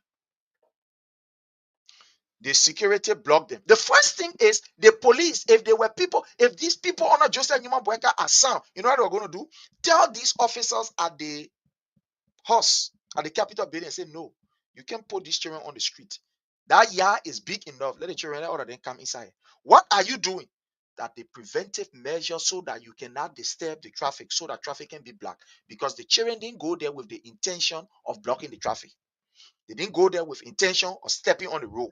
They go there with the intention of presenting their petition. So if the police commander now, the 102, they said Nelson, if he had enough hay with coconut water inside that is very good, the first thing he was going to do is that tell these officers at the place, if he's somebody who care for his own children and care for these children, you're going to say, look, these children cannot be on the street. Because they went on the street because of a reason, according to Nyati. They didn't go there because they wanted to go there. They went there because they drove them from in the Capitol building, that place that is very spacious. They stopped them from going, so they had no other option. So the police now, if our police were trained, you know what they're going to do? No, you can't do this. The children will have to leave the street. They cannot be on the street. So let all of them come in the Capitol building. That place is large enough, big enough to be able to host almost about 3,000 persons. Let the children leave the street. Let them come here. Then immediately you pick up your phone and start to call those concerned. Who is, for example, the chairman on education? You immediately start to call these lawmakers, or if possible, call the how you call it, the education minister. Madam Education Minister, you are on the phone with people. Hey, my people. Look, we want to thank God for the training that we got as a scout. We just leave it as it is, the training that we got. You immediately take siege of the situation. Those actors, you immediately get close to them and call them and say, look, there's a need for us to be able to resolve this thing. You start calling people right away so that they can come, because the children wanted for the apply to. They just wanted to read their paper, take it and give it a year, and that's it. They go. But let's go ahead. zone trying to go at the student to get them off the road, but then the student would dodge them and come right back on the road, so that impeded traffic. So you see the stupidity that was applied by the police. You see the stupidity that was applied by the police. And both the people who, you see, yeah, look, if Liberia was a serious country under this particular old man called Joseph Nyuma Boakai, some of these people, they will not even be there for the next 1 hour. The first thing is, but now, the commander that was on shift at the House of Rep, that commander now should be held responsible for exposing the children to danger. The police commander also, who should have known better, who should have get sense in a kettle supposed to get coconut water inside. But now some of these people, they will either be suspended because they risk the lives of these children. That is one. Number two, they impeded what we call, free movement of people because of their actions. Now what happened? At the same nonsense they did, police people went and go burn the Capitol building. Police went and burned the Capitol building. And because they want to score political mark, they say, oh yeah, that people. You see how these people, they are not trained? No, nobody needs to tell you I'm a scam. Nobody needs to tell me these things. I know them. Get go. Once you know the issue, somebody say, look, we are doing this because of this. You know what you do? Then you go after the source. We jump in the screen because our boss man say he can't hear from us, or he want to talk to us. You immediately call the boss man, Mr. Bossman, you got to come. Are you the people want to hear from? So you got to come. So as to be able to what? To minimize the damage. As a security person, you are trained to be proactive. Those of us in the field of security, we are trained and we are supposed to have what we call 10 times knowledge over the ordinary man. If the ordinary man will think 5 times, yours must be 10 times 5 over his regular knowledge. That's what we are trained to do. You are trained to think beyond the ordinary man. The things that the ordinary man will not look at are what you will look at. So you already have a plan in place. Already have a plan in place. There are some of these things that are easily avoidable. Easily avoidable. They can avoid them. They're easy. Easy, you avoid. But because you have the police that has been supervised or that is taken care of by a politician, Gregory Como, who decided that he want to be a political man, passing around, shaking his head, how you call what or you will call it. The children didn't go on the street. They go to their lawmakers. The Capitol building officers stop them. You as a police, you're supposed to come and say, no. The children be on the street here will endanger their life, will impede traffic, and so many things will happen. But when you get people who does not care about the children, very, very unprofessional, or they are politically induced, they want to please their masters, and what will happen? Well, let's listen. Let's go ahead. Then their petition, but then they will go on the main street. That's how they stood on the road and said they were not leaving because they were being denied access to the Capitol building, because their main aim for the protest yesterday was to present their petition. So they sat down on the road, but then the police and other backup police officers, they came. They tried making some efforts to get the students off the road, but then each time when they apply efforts, then the student will come right back on the road. They will create that sort of buffer zone. They're trying to go at the student to get them off the road, but then the student would dodge them and come right back on the road. So that impeded traffic. There were no vehicle moving at the time. In fact, there were huge traffic somewhere around from the Ministry of from City Hall to the Ministry of Internal Affairs in front of the Public Procurement Concession Commission. and then from the university, from the capital, from the legislature, there is that small gate that is red. When you go down a bit small, when there were a lot of vehicles that were already parked there, no way to make a U-turn to use the Chinatown. They were just parked, and then the police tried to make some effort to allow some of the vehicles to use the route of the executive mansion. So the student, we waited for close to about going to 1 hour plus to see whether lawmakers will come to receive their petition. It stayed too long, so the students too were just back and forth on the main route with the police until then when they sent two of the lawmakers came. Representative Sekou Kane and that of Anthony Williams. These were the two lawmakers that were noticed.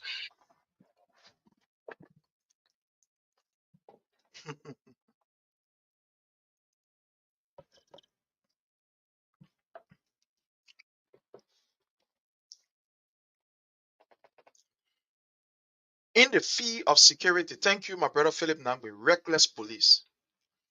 In the field of security,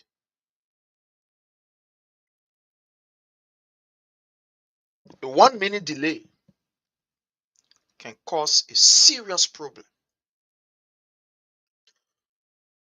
That's why, as a security person, you are trained not only to respond to the situation, but to also be able to think above the ordinary as you respond to the situation. That critical thinking or that particular decision that you will make within a split second can resolve the problem or can even escalate the problem. According to Nyanti, the students were there waiting for almost 1 hour. Now, you see, this is the thing that the people don't care. They know that Liberia, you know what it means in a serious country for road to even be black or for there to be disturbance just for even 35 minutes? You know what happened? People lost millions of dollars. For Liberia, they put get time. So the students are there, almost 1 hour waiting for somebody to come and talk to them. Nobody can come. You see, that is the attitude of Joseph Newman Boakai. I didn't get time. And people crying, say, oh, no hospital, no drugs in the hospital. They may buy $1 million car. Join us tomorrow. You will enjoy the platform with our panelists. You will enjoy the platform tomorrow.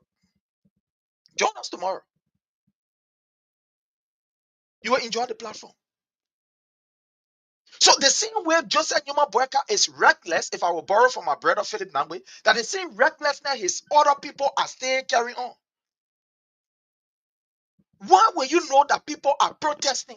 Then the day you refuse, then 1 hour they get it. You know what? What is even 25 minutes for people to be on street, for people children to be on the street? Reckless police officers. Gregory Como is useless. This idiot is somebody who should not. But we said it from the beginning. Somebody didn't listen. We said people like A.B. Kroma and Gregory Como, they should be nowhere near the police. Before they were even appointed, we said it. And thank God that we play our part. So instead of these people being proactive, no, we can't keep these children on the street. The children waiting 1 hour, then he send police to go run behind it. They run behind it because the police, I don't know, Gregory Como has made the police to be a laughing stock. That is a credible institution. Yeah, we'll be at about 7 p.m. Eastern time, 7 p.m. Every Friday, 7 p.m. Eastern time. And I also want to welcome some of you. If you want to come in as a guest to discuss issues, we can send you the link. We can send you the link. Yeah. People, let me.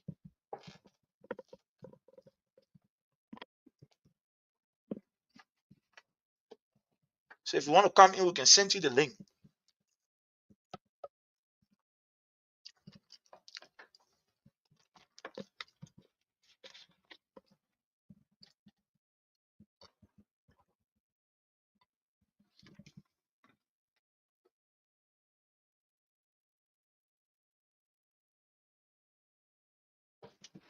So we can send you the link if you want to, come in.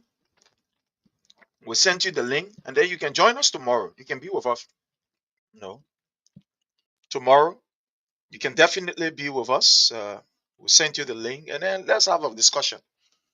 So imagine the children, they were there for 1 hour, sitting there, waiting. The same respect that Joseph Newman Boakai don't have for their fathers and mothers, the same disrespect he carried to the children.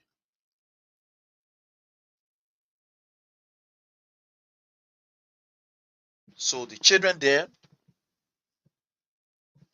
waiting, they are there, waiting for someone to come and talk to them. And at the end of the day, nobody is even showing up. Gross disrespect towards your citizens. The people that you say you are coming to serve.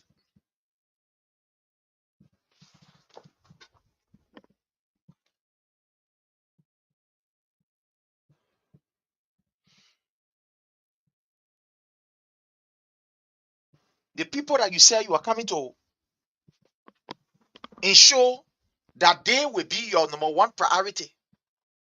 But you even get time for them. So let's go further. Let's listen. That came.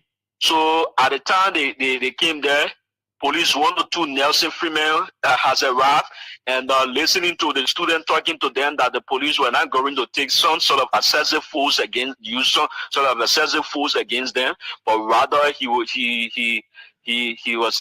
starting, especially by the action of the student, that putting himself in the situation. So he himself went in the building and started to get some of the lawmakers. Police 102 arrived on the same Nelson Freeman. I am disappointed in Nelson Freeman. I'm seriously disappointed in him. You know why I'm disappointed? Because he did not do much to save the children and to save the situation. That was very irresponsible on his part. I know somebody will say, but the man try. No, you are not employed to try. You are employed to do the work, not to try. You should know better. 102, you're supposed to know better. So according to our brother Nyanti Topa, 102 went there. And let's listen to what are some of the things that he did. Listen to it. Williams, these were the 2 lawmakers that were noticed that came. So at the time they came there, police 1 or 2 Nelson Freeman has arrived and listening to the student talking to them that the police were not going to take some sort of excessive force against you, some sort of excessive force against them, but rather he was starting, especially by the action of the student, that putting himself in the situation. So he himself went in the building and started to get some of the lawmakers to see how best they can come. Who was doing that? Nelson Freeman? Yeah, it was Nelson Freeman. Now the police 102, okay, while the guys and the other students were there. So he was appealing, say, oh, but since you guys want to present your petition, if I bring the 2 lawmakers after the petition, y'all gonna show me y'all will leave the road and y'all will go back to the camp. I'm quite sure that they will address your plot, and then they agree. So he himself was in the building along with the sergeant at the. This is where I think it was unprofessional on the part of Nelson, right? The 102. The 102 enter, saw what was happening, the children on the street. The first thing the 102 should have done, let the children come in this particular Capitol building. Let them go stand down there. Let them leave the street. That's how you de-escalate the situation. You would think the man who that 102 supposed to know better more than the other people there who they even want nothing. So you come on the scene, the first thing that you do, you try to take the children off the street first of all. Because according to Nyanti Topa, they went on the street because they were denied access to the building or to that particular place. You could bring them in and say, look, let the children come, let them stand. Look, children, all of you stand here. We'll bring your lawmaker then. That's a responsible leader or commander will do. Bring the children in, take them from on the street. Tell the police, they'll start running after the children. Once these children see that the police are calling them in, you look, Liberia, why is it Liberia? Easy to deal with us. When these children see that the police open again, say, oh, you can't inside, you can't, you move on the street. You hear the train, hey, we want police, we want police. How are you looking at? How are you looking at? Once the police are going to come, look, you come inside, you come inside, all right, you come, you go stand there, you come inside, you come in the Capitol building. That place big enough. Not entering the Capitol building hall, but that place. They get opening down there. We all know Capitol building, how big that place. All right, you come. You will see the children are going to jump for on the street because to some extent they were going to think that, yeah, these people show us respect. But 102, we're supposed to come, supposed to use it here too. You can't. He start using.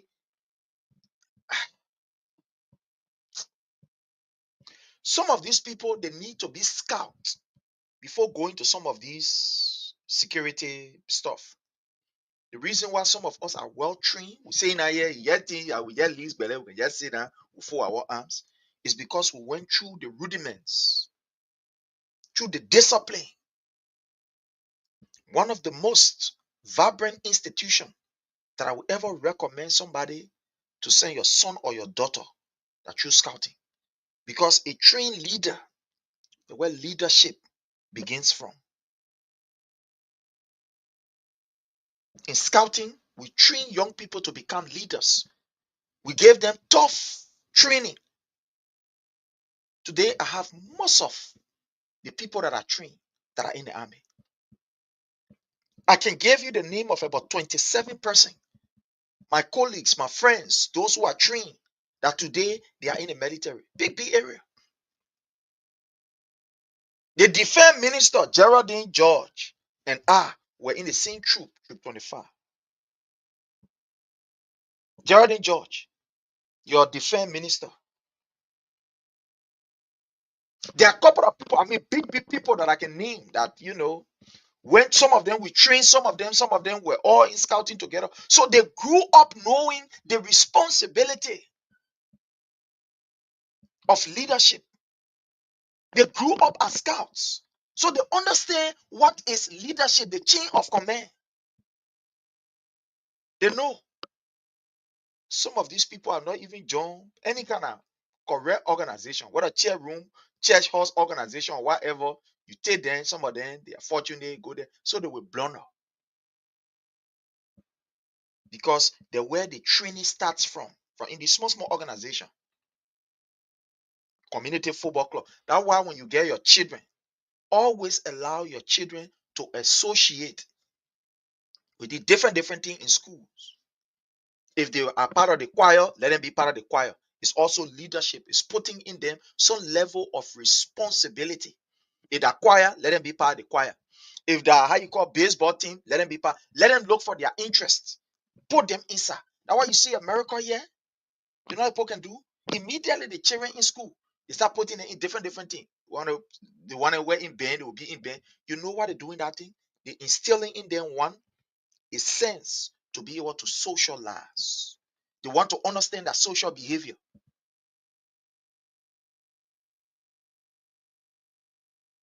Because when you are teaching, as a professional teacher, we were told that you don't only teach ABC, you teach morals. As a teacher, you are there to guide the children's moral behavior.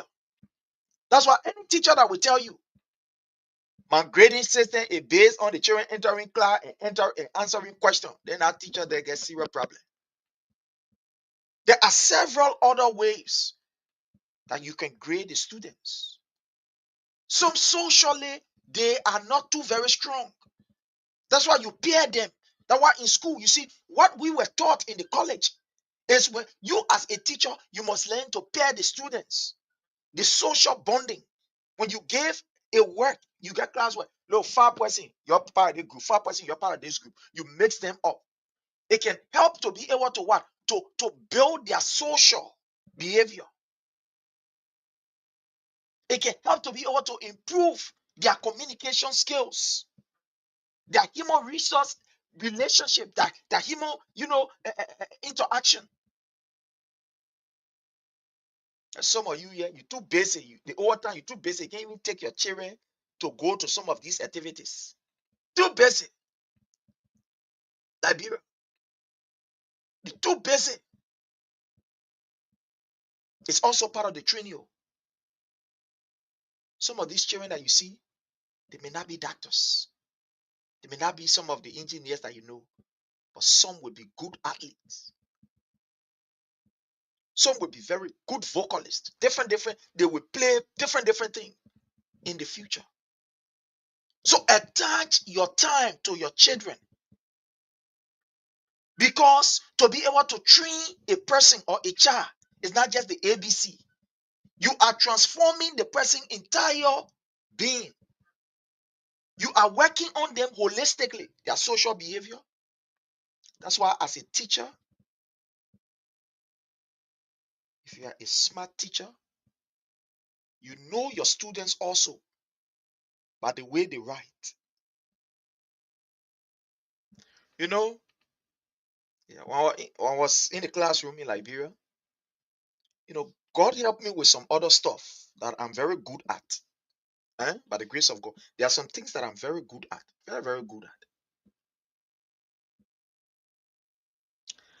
There were few students that I observed, and even if their names are not on the paper, I can easily recognize that it is this person.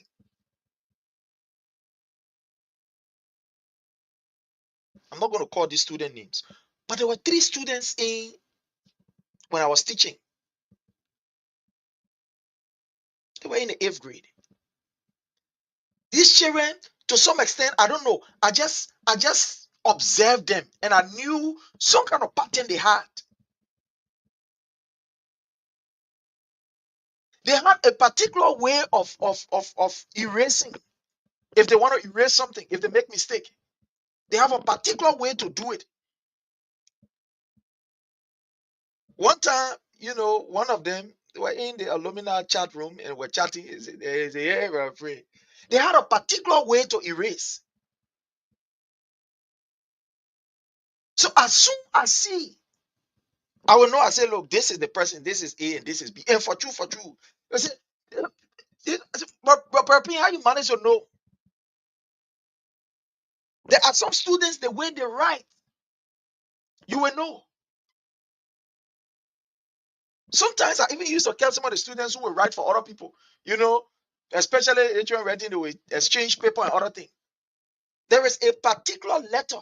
There is a particular way this student used to write his J. I observe about this student. So when I'm marking the paper, in teaching, that is one of the most difficult things. You're marking the children paper. That's why any teacher that you see taking paper and give it, I used to like that thing. If it calls for me to take 1 week to mark the paper and give it, I will take 1 week to mark it. But I never used to like just giving paper to people. Because when you are marking the children papers, you are not only marking it because you want to see A, B, and C. You want to see how they were able to construct their sentence. What are the mistakes that they have? You want to see how they compose themselves. Even though at times the question will not be answered the way it's supposed to answer, but the way the student compose himself to read the stupidity, you feel admired. We were trained by some of the best teachers you have in Liberia. Yeah. I remember the principal for Wareheston, Mr. Cllr. Mr. Cllr taught me at the Teachers College. So many people that taught me. And the thing is, while I was at the Teachers College, I was also at the AME. Because, it's just that God should help us, but we'll get there. When I was coming up, my dream was I wanted to be year and year. I wanted to, to be there and there. I wanted to do this and do that at the same time. I was testing myself, but again, financially, it was not easy, but we thank God the family did well. The family did well.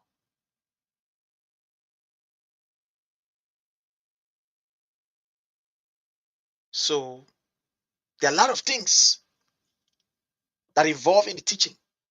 When you're marking papers, you are not just marking the paper because you want to fail or you want to pass the students. Sometimes you look at how they construct their sentence. Sometimes they will say nonsense, right? You ask them, say, for example, maybe define the root. They will say something different, but the way and manner in which they will say it, they will construct their sentence and say it. Though you will not mark it correct on the paper, but you will mark something in your book and give them at least a point. Because you know that he is saying stupidity, but the way they've just saying they've stupidity, yeah, he's saying it with confidence. And the way he write it, it is correct. You got him. So there are some things that you are taught, you know it as a teacher. Already you know it. Or as a teacher, learn how to mark your own paper. You will know your students. The more you mark in this paper, you know they are writing. So, like I said about this boy, there's a particular way he has of writing his J. And sometimes when I'm marking the paper, I used to observe that he will help other people. He will write for one or two person. I would take those paper and put them together. And I call him. I say, Can. I say, you wrote for this person. You wrote for this person. So it's today that I'm saying it on here. And they will say, how you manage? So one day, one of the student can say, "Mama, you get better see, but I pray you get better see." I get managed to know that today I'm telling you, they want that. I'm telling you. I didn't tell them today. I know maybe they will not be watching. I'm just saying. So that's how I used to know because I knew my students as per some of them, not all, not everybody, but most, especially the ones that can really try. As a teacher, you take keen attention and you take keen notice to some of the students who can try and some of the ones who cannot try. So, to some extent, you take keen notice of these children. So it helped me to be able to understand how they write. So when I see somebody writing for somebody, I will know straight. I say, then I will say, no, I'm not read, and I lead them. And later on, after they will come, I say, we're praying a tree. Say, but how you manage to know that question? How you manage to know? I said, no, I know. So I didn't tell them how I managed to know because I didn't want them to change that form or that style. So as a leader, you must be proactive. You must know what you are doing. So Nelson Freeman came in. The students are on the street. What did he do? Let's listen. He went to go look for lawmakers. Okay. The House of Representatives when they brought two of the lawmakers, Segu Kane and Anthony Williams. So when they came, the head of the head of the protesting student, that is the president. Apparently, he's the president for all of the students within the NCSS school. So he had that jacket at his back with president indicated. So he himself was having a petition. So when he took lawmaker King, he went there. While trying to read the petition, we saw from the Ministry of Internal Affairs side where that route where the other vehicle can use to pass around the executive mansion. Police were already posted there trying to barricade that place so that no student use the executive mansion side. All we saw was in the air that there was this firing of tear gas directly in the University of Liberia compound, but they were not firing it to exactly to where we were standing because we were standing to the gate that the student wanted to use earlier so that they make their way into the Capitol building. So you see the level of stupidity that was displayed.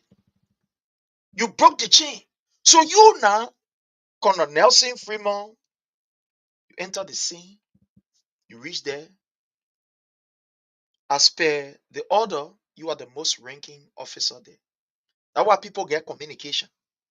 I don't know. That's why people get communication. You immediately take siege of the situation. That's why people get communication. Officers have their communications around. So immediately the information will go forth. Now look, don't use any kind of force. Don't fire anything. We are taking charge of the situation. Our police will be on. That handset they can get you. Enough for bluffing. I guess I'm gonna picture of my handset. Anyway. That handset enough for bluffing. It's for communication. It's for communication. So you can know what is happening. Information dissemination. So you came on the scene. So all of the areas, or all of these various sections, head or commander, whatever, they acknowledge your presence right there. Oh yeah, one or two is here, blah, blah, blah. It will pass through the chain of command. Or those that are on the ground, those that are involved, they will know. Or the chief here. And right away, those other people who are commanding these other officers will start to take instruction directly from the head.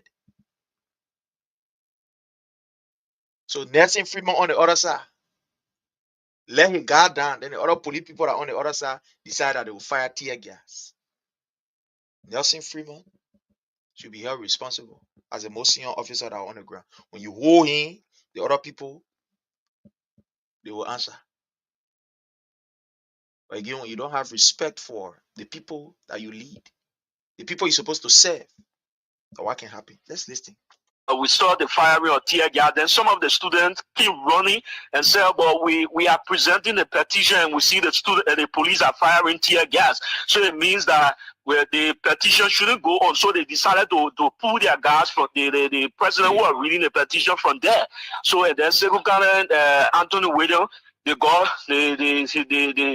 got disappointed by the action. They walked off. They walked from in front of the student and went back. Sekou Kane and Anthony Williams got disappointed. This is where, I'm feeling so sick about some of these lawmakers. You see that what I'm saying, some of these people are not trained to withstand stress. Again, I don't blame them. I don't blame them. That's why I was saying earlier, allow your children to be part of these different organizations. I recommend to any parent, let your daughter be part of the Girl Scout or Girl Scout, whatever they call it. Let your son be part of the Boy Scout. Not necessarily doing it for him to go and join the army, but just to build up his resilience, just to make him to be a better man or better woman, to stand the stress and stuff like that. When we were coming up as scouts, we went for camping. We left our parents' home and went for camping. We went for camp 2-3 days without any food. We have to that's why when some of us we had the opportunity to go other places, we did well. We did exceptionally well. Scout master then we just tell then I go for camp. Oh, Dixville. I mean, back in the days, that time there are places then Callwell were not let the way looking like you see Callwell. At that time, Callwell just like some kind of hellhole. He used to carry us there. Go in the bush. As young as we were sleeping in the bush. So all that one helped to build us in who we are. While doing the war, some of the places that we pass, some of the things that we do, it was because we're already built. We're already built for that. We saw it. It was part of us. In a normal circumstance and situation, we went for our food. We went for days with our food. Look, let me tell you something. Even here in this America that we find ourselves, sometimes, not for fasting purpose, but sometimes I go for days without food. Sometimes I just eat like bread. If I tell you for the past 2 days, what I've been eating, you're not believing. 2 days. Let me just show you something. There's a reason why I'm doing this. You see here? This is bread. You see here? I have, how you call the thing? Avocado. If I tell you that for the past 2 days, I think I've been eating, you will not believe it. 2 days now. I didn't put rest in my mouth. 2 days. I'm not fasting.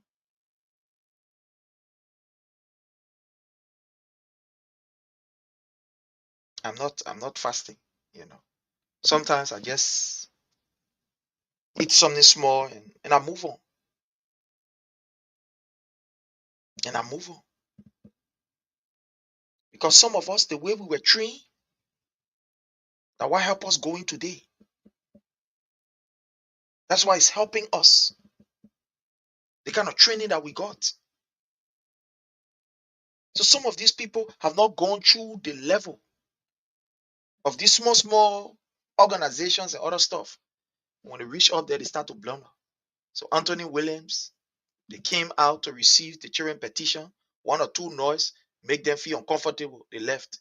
You can't even, crisis management is not even there. You don't even know how to manage crisis. You don't know how to manage crisis. You don't. You know, during the war, look, I thank God for my family. And I thank God for what some of us, we went through. I remember during the war, there used to be days we'll go without food.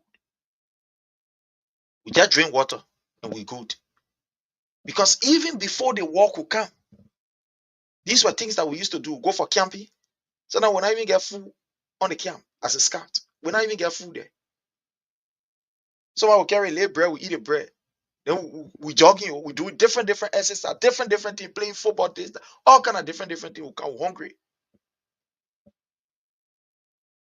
My scout master, I don't know whether he's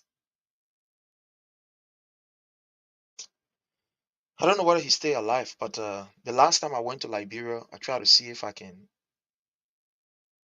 get in contact with him, but unfortunately, I was too busy. That was camping time. Any of you that was in St. Mary's, you will know back in the 80s, Hassan Itrista Fatuma, he was our scout master. Later, he joined the SSS under President Samuel Kando, the SSS, then, stuff like that. And then later on, we had James Wright, different people. I remember when I was also at Sihana Academy, there was a troop there in Sihana Academy on Jamaica Road. Some of you know that place, Mount Eddie Church. We had our scout master called Christian. At a certain point in time, I think he used to do some kind of photographing for the executive mansion, somewhere, somehow, some kind of thing. Christian. That church on Jamaica called Mount Eddie Church, they had a troop there called Sihana Troops. Troop something. I was there. I was part of that troop. So these people train us. They inculcated in us value, with the exception of even our parental training that was placed in us. However, there are many things that we. Anyways, my people, let's listen to this thing. In the Capitol building. So the president and the other members went directly to the meeting, so somewhere in front of the PPCC to ensure what was happening there. When they went there, the police have already created that move, apparently trying to make some sort of force to either fire tear gas, and then the Nelson Freeman and some of the officers went by and told them to stop what they were doing, and they shouldn't fire tear gas. And then fast forward, the student went back to the gate again, and then the police wanted to make an effort to bring additional lawmaker. This time was Representative Yan Flomo, Representative Prince too. They came to receive the petition from the student. While they were reading the petition again, we saw another action at the level of the same PBCC firing of tear gas, and then all we heard that some of the students were pointing to police 102 and say, "You see what your guys are doing." So you see, there was a complete breakdown of law and order because the command system was not intact. That chain of command, it was not there. So while you on the other side as commander taking siege of the situation, the other people on the other side are doing their own thing. They're doing their own thing. Oh, the other people on the other side, they were doing their own thing. Who is listening to who? This, just from hearing what Nyati is saying, and Nelson Freeman also spoke, we reached to him. This to tell you that there is no coordination. No coordination in the police that is supposed to be the first phase of interaction. No coordination.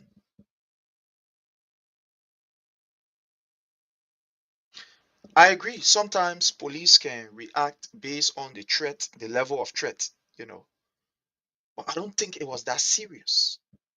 It was not that serious. No, it wasn't that serious. But let's go ahead. Let's listen. Over there, and then one of the other police officers responded by saying, "But do you know what is happening? Other the students are confronting the other students are confronting the police from that end."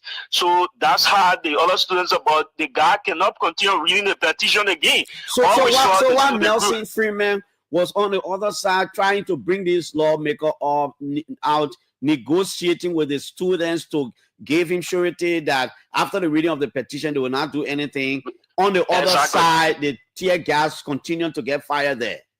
Is tear gas continuing to get fire, and then the student got irritated. In fact, one of the things that even escalated a move for the petition and to go on was for the fact that some of the students were saying that the police have apprehended few of the students from that intersection, because you know when they fire the tear gas, some of the students will begin helpless and no way to run. Automatically, they will apprehend them and take them to the side of the PPCC and put them in one of the police picker to carry them to the police. 2 females were sexually assaulted or harassed, if you put it that way. The other girl speaking to someone who called me said the police held her by her skirt. I don't want to describe that. Maybe tomorrow we'll talk about it. Let me just leave it. But I will show you a video before we go on. Let me play this. Station. So they were doing that stuff back and forth, and then the students said, but we will not leave until you can release our student. And that got even more worse. And then the student now began to, because as they were firing tear gas, the students tried to throw stone because they feel that there was the only means to retaliate. So they started throwing stone on the road, and then most of them went in the University of Liberia campus. But then the University of Liberia students they were writing exam. So though they were not a part of the protest action that was going, but majority of them were also affected as a result of the firing of tear gas. And then the students went to their president, who were reading the petition, that the people, it seems that they marked us in to be very peaceful, but rather they will continue. They will not allow their president to read the petition, while few of the students were being arrested and they can't be released. So it means that this will not go on. So it became a firing of tear gas, and while the students were also throwing stone at the police. But one of the things that probably that we observed yesterday, like for example, the meeting of the students were to present their petition to the House of Representatives. So after being denied going on the road, and you know the Capitol building have that kind of big space, and that the student wanted to move into the Capitol building and see how best they can present their petition. It means that the student who have not, they were not going to stage a protest on the main road, but rather to go on the Capitol building ground to present their petition, and then at the close of their petition, maybe they could be taken up by the police and march with them to leave the main road. Do you know whether any students sustained injury? Did you see anything like that? Exactly. Even on the lab, because I left when the action got tense and the police were doing the back and forth with the students, I immediately held the live video and went directly to the place the firing of tear gas was. When I went there, the live video was still on. There was this student there was this student who had this red head tie around his hair, and you could see the blood pouring down from his head and whatever. But I cannot say directly whether it was the police who have done that to him, but I saw him lying flat on the ground, and all that I could see, the police held him by his hand, and then he eventually he left his colleague and ran directly to where they were either reading a petition. Police wanted to. He went there and said, "You see, your guys they helped me." So you were trying to pull, but as he was doing that, the blood keep pouring down from his hair, wasting on his uniform shirt. But then the police, they were firing tear gas, student throwing stone. So everybody they started to run directly to the University of Liberia. But then they regrouped. They came right back again. The police went directly in front of the University of Liberia, main entrance, and created that zone to allow vehicle to pass, while the students were right to in the fence, right close to the gate. They were chanting their battle cry with slogans. But then at the same time, it began tense. They started throwing stone back and forth again, and the police started to fire tear gas. So at the end of the day, they did not present the petition. They didn't present the petition. Thank you, Nyanti. Well, an on-site explanation there from our reporter, Nyanti Tokpa. At some point, the police fired tear gas, and then the students were throwing stones. I want to get to.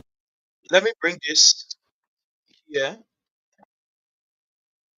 Let me bring this here, and I want you to see what happened to the students. Just look here, observe. Let's bring you this. See that? See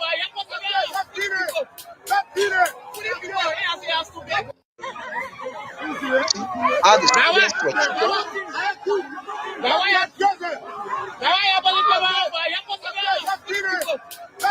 students were treated? See how the students were treated? Look at what you see the students, how they dragging him on the ground. You see that? Yeah. Look at the student. You see here? You see the student that had the bag on his back? The backpack. You see what happened?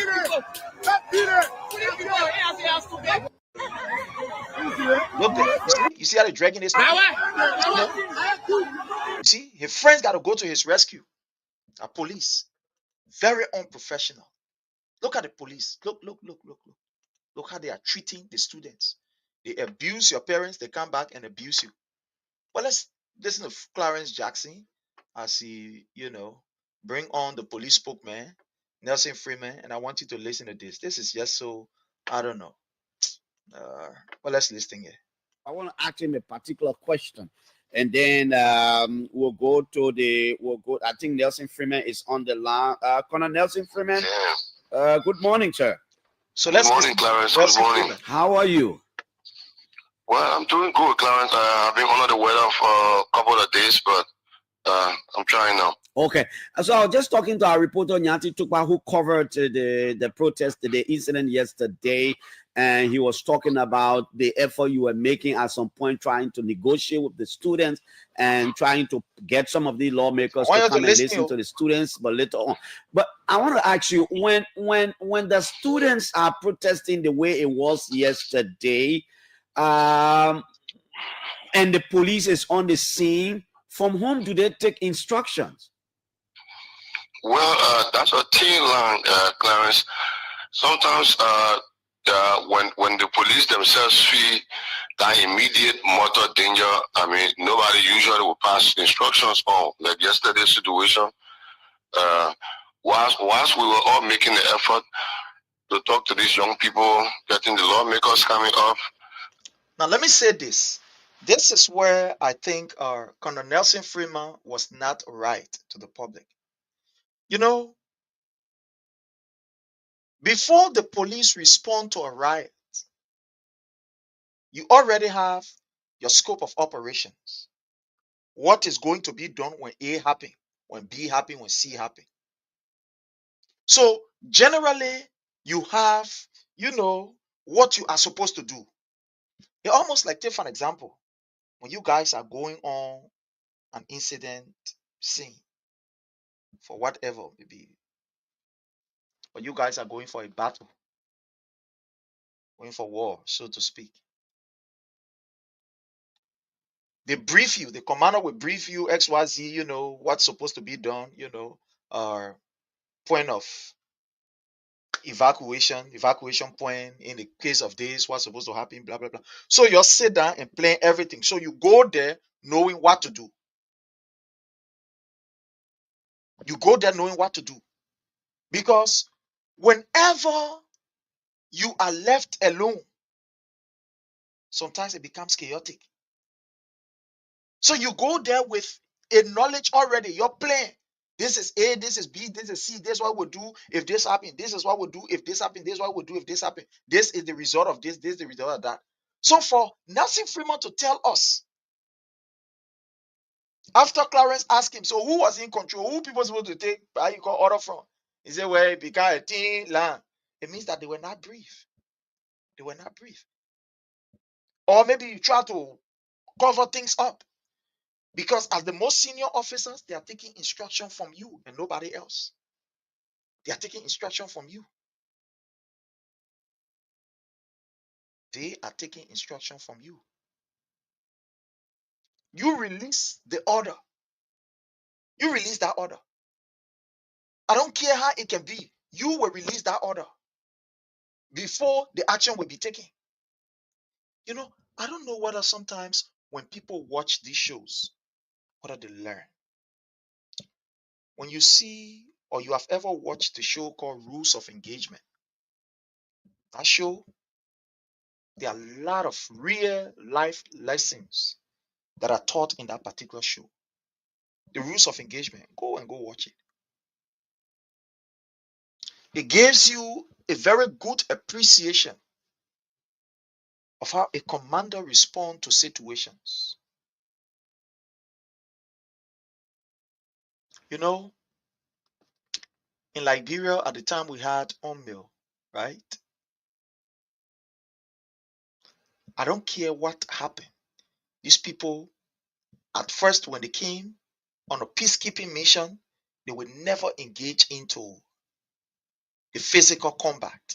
Even though they have all of the armories, they have everything that they could do, they will never engage into a battle. They will never. They were there as a peacekeeping force. But then, in order for them to go in a full battle mood to peace enforcers, the mandate had to change.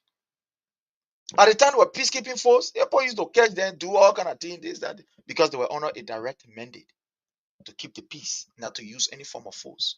Who told you they could not use all of their weapons that they had and the sophisticated weapons? But when they were there as peacekeepers, they had a mandate, and that mandate was to keep the peace, not to be confrontational. If anybody, any troop or any side of the device wants to be confrontational with them, they walk away and leave it. They walk away. But when the mandate change, everything changed. So it means that your people don't even have, because you must have a scope.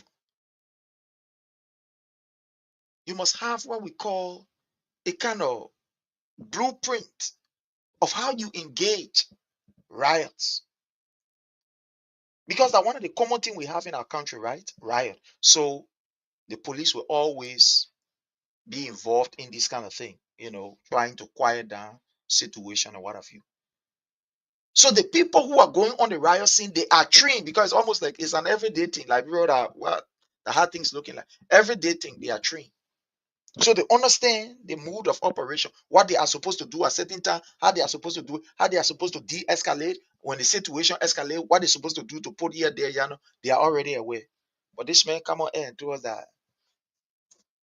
I mean, the stones just started flying. I myself had to find myself in the compound of the lawmakers yesterday. So when that moment comes, I mean, it's like nobody knows what, nobody tells you when to run from the scene when you see that you are in immediate mortal danger. So sometimes the instructions are given, but sometimes when officers feel that immediate mortal danger, I mean, for the safety of their own life, they will have to scare the protester or intruder away. I think that was one of the cases yesterday. I don't know what you you see, call they scare, will but have I'm to asking. scare the intruder or the protester away. They will have to. So meaning that they are using their own discretion to scare the protester away or the danger away. Is that what you're telling me? Is that what you're telling the public? So you don't have what we call a defined how you call a strategy to deal with these things that you know that it has happened over and over and over and over and over and over, how to deal with them. So let's agree. So one of the tactics that is supposed to use is to fire tear gas to abuse the children, right?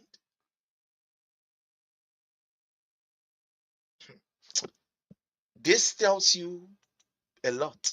Listen. Of the lawmakers yesterday. So when that moment comes, I mean, it's like nobody knows what, nobody tells you when to run from the scene when you see that you are in immediate mortal danger. So it's not about running. I agree. Nobody will tell you say run. But we're talking about when you will use force as a police. When do you reach to the level and start to use force and brutalizing the students like you guys did? So sometimes the instructions are given, but sometimes when officers feel that immediate mortal danger, I mean, for the safety of their own life, they will have to scare the protester or intruder away. I think that was one of the cases yesterday. I don't know. You have to scare intruder or protester away. How? In what way? In what form? In what manner? You see, if Liberia was a serious country, right?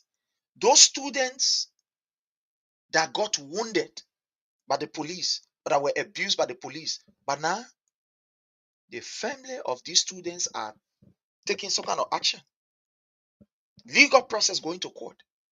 Because when you're listening to this whole thing, the police and that of the, how you call self, the security people that are at the house, they are the ones that made this thing to escalate. But now, in an instant and a correct country, government getting ready to pay good money to some of these students that were wounded. Oh yeah, they're getting ready to pay serious money because they were the one that escalated the situation into that particular calamity mood. They were the ones. One you refused to open. You know what the children was coming there for? To present petition. You close the place and you allow the children to be vulnerable on the street.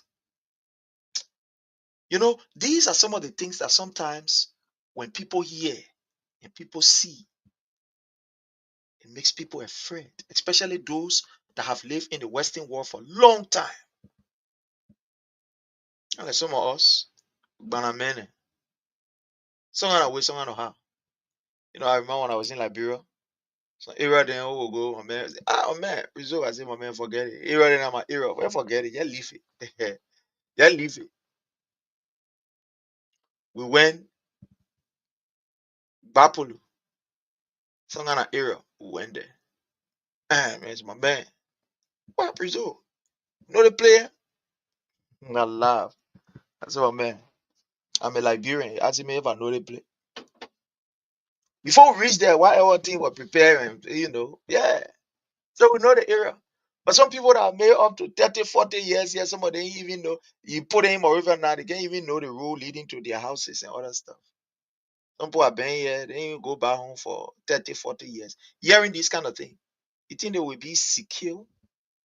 Why do you think, do you know that most Liberians are going to Ghana and buying homes there for their retirement? Are you aware of that? Maybe some of you don't know. Do you know that there are Liberians here in the US who are going to Ghana? Some are going to Nigeria to buy their retirement homes, and just when God help them, they retire, they just go there and go sit down there. You know why? Because down there, to some extent, the people don't play with the rule of law. They don't play with it. You don't do tabata and just walk away like that. You know, something happened. I was watching, I think on news, or some, I think year or so ago, I don't 1 or 2 years ago. In Ghana, they observed that these, how you call, whether be it, you know, Fulani herdsmen, they were in Ghana, I think in a portion of the interior part of Ghana, and they were causing some havoc, allegedly causing havoc. The police commander told the police, I all move to that place. Whether it be a cattle, human being, or whatever, y'all do what you can do today. Let me see if I can find the video. I think I saved this video. I'll come in. Let me see. I think I saved this video somewhere around here. He get a direct order. He say, what? Coming here to can't do what? That thing what they doing in Nigeria, let's stay there. You can't hear, you can't try it. Say, waste anybody that you see there. Whether it be a cattle, animal, or whatever. Let me see. I think I'm supposed to have here. While I'm playing this, or while I'm sunning this, let me try to be playing so you can hear from the police commander. What you call scare, but I'm asking because our reporter is saying that while you were on one side trying to negotiate and get assurances from the students and 2 lawmakers, you managed to get them, while you people were on the other side negotiating, on the other side, the PPCC side, the police were firing tear gas at the students, and later on the students started throwing a stone. So I thought you were the most senior officer that they would take instruction from and listen to. And that when you're negotiating, they're not supposed to fire tear gas. Well, it's good that Yanti was on the scene. It's a good distance, you know. We were up at the front of the Capitol, and you can imagine that the other group was way down around the unknown soldiers. So I cannot say exactly what unfolded out there until we can look into it. But Yanti and I were up at the front of the UL, and then when the situation started way down around the Stella Marisa, so I mean, it would not be fair for me to say exactly what unfolded there. Maybe when we start to look into the matter, then we'll find out what prompted the situation there. Do you have some students in your custody? How many? To the best of my knowledge, about 3 or 4 of them was brought in yesterday's evening, but then when the MCSS and some other people came in to intervene, I passed instruction on that they should be released on, back to their lawyers or parents, whoever came to sign for them. If they need be to get them over, we're going to get in touch. But no, as we speak, no student is under the custody of the police to the best of my knowledge. What usually necessitates police firing of tear gas? Well, Clarence, in a situation like that, the police will when they fire tear gas, when they start to see that the protesters or whoever go violent. Am I interested to know that yesterday, the day before yesterday, the police marched with those very same students, took them all through the principal streets. And even yesterday, they took them all through the streets up to the point that they got at the unknown soldier, where they stayed for a couple of hours and refused to leave the road. We kept the instruction. No, they didn't refuse to leave the road. You hear how dishonest this man is, Nelson Freeman? The children did refuse to leave the road. You said it that the last time the police marched with them. What happened? They went back on their campuses. This time around, why they took the street is because of the same irresponsible behavior from you people. Refuse for the children to go in that hell of a big place to go and stand. But you choose for them to come on the street. And you come here and tell us that and the children and they were on the street, they were disturbing. You see the kind of thing there. Now go ahead. Using a means of force were negotiating. That was what led me to go in, even in the capital and getting the law because to come. But I mean, when it reached that point where the rioters or protesters start to be violent, of course the police have got a responsibility to restore calm. What we usually advise is you make sure that use of force remain within that doctrine of proportionality. So now you see the thing that he beating around. So they gave the police an order already that why they were behaving the way they were behaving. That why they were behaving. Look at how they were dragging these students. But my people, tomorrow is going to be a wonderful time at 7. And we'll also be on, I think we are supposed to be on Kings FM. Join us on Kings FM. It's going to be a wonderful time on Kings FM. We're going to prepare ourselves to be there. Join us. It's going to be a very wonderful time. But I want you to listen to the Ghana Police Force, the IGP or whatever they call it, Yeah, the commander. Yeah. As it relates to armed robbery, I just want us to listen to this. Let's listen to this. The people don't joke. No, they don't joke. They say, hey, Obo Ghana for say fire. Yeah. So let's listen. Roland Walker put the question to the Public Affairs Director General of the Ghana Police Service, whether the service has now adopted a shoot-to-kill approach in dealing with crime. We've noticed that the armed robbers oftentimes are very callous.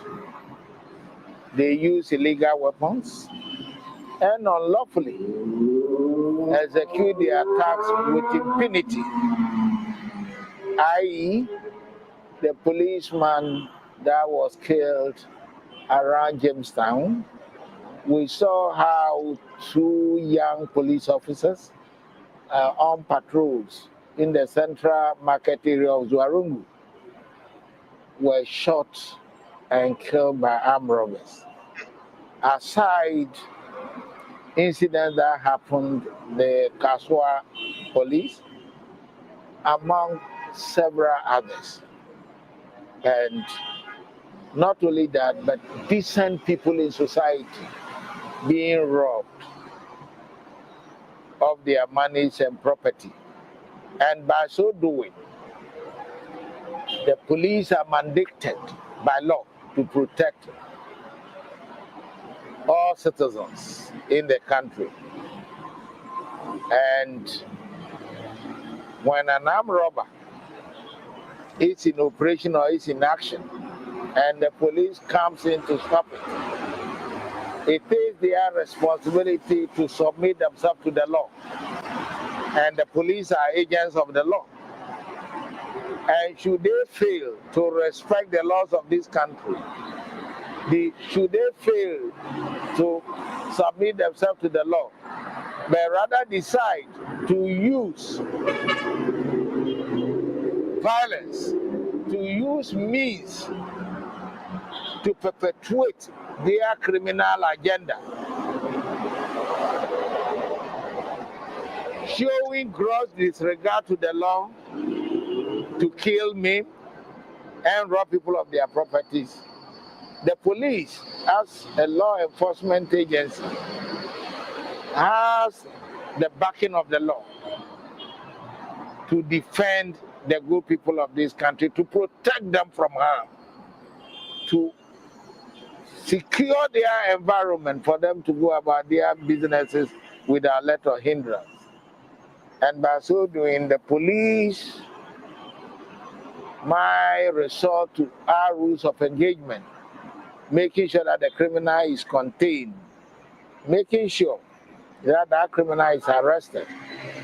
If the criminal so decide not to submit himself to the law, but to kill decent people and the police officers as well, nothing stops police from applying use of force. Now, this is what I want you to listen to. You see, serious country, right, will ensure that you're listening to the police commander talking about police patrol. But unfortunately, our own police, Gregory Como alone have more than 30 police officers behind him, as if people running behind him, as if people hunting him. Gregory Como alone. The number of police officers that Gregory Como is having behind him, those numbers of police officers could be used, deployed in the various community to help to keep our community safe. To help to keep our community safe. But well, again, join us tomorrow. Tomorrow is going to be a wonderful time. We're going to be on here discussing at about 7 p.m. Time I've caught up with us today. I just thought to come here so that we can have some discussion. I want to appreciate every one of you for coming on. Don't forget to join us tomorrow. Tomorrow at about 7 p.m. We're going to be on here with our panelists. And those of you who maybe will have the time and want to join us, please join us.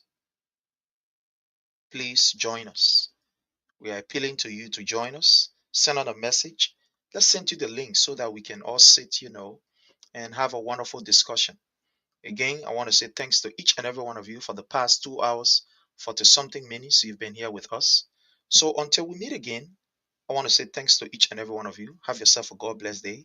I love you all. Jackie, my Jackie, okay. Makike, well, you are welcome. Philip Nangbe, you are welcome. All of you, I want to appreciate all of you. Time have caught up with us and we got to rest ourselves. So until we meet again tomorrow, have yourself a God bless day and let's get ready to bring you all the best. Bye from our end. We want to encourage those who want to remain corrupt and steal money, that I beg them. The money should be used to bless our people. Thank you and God bless.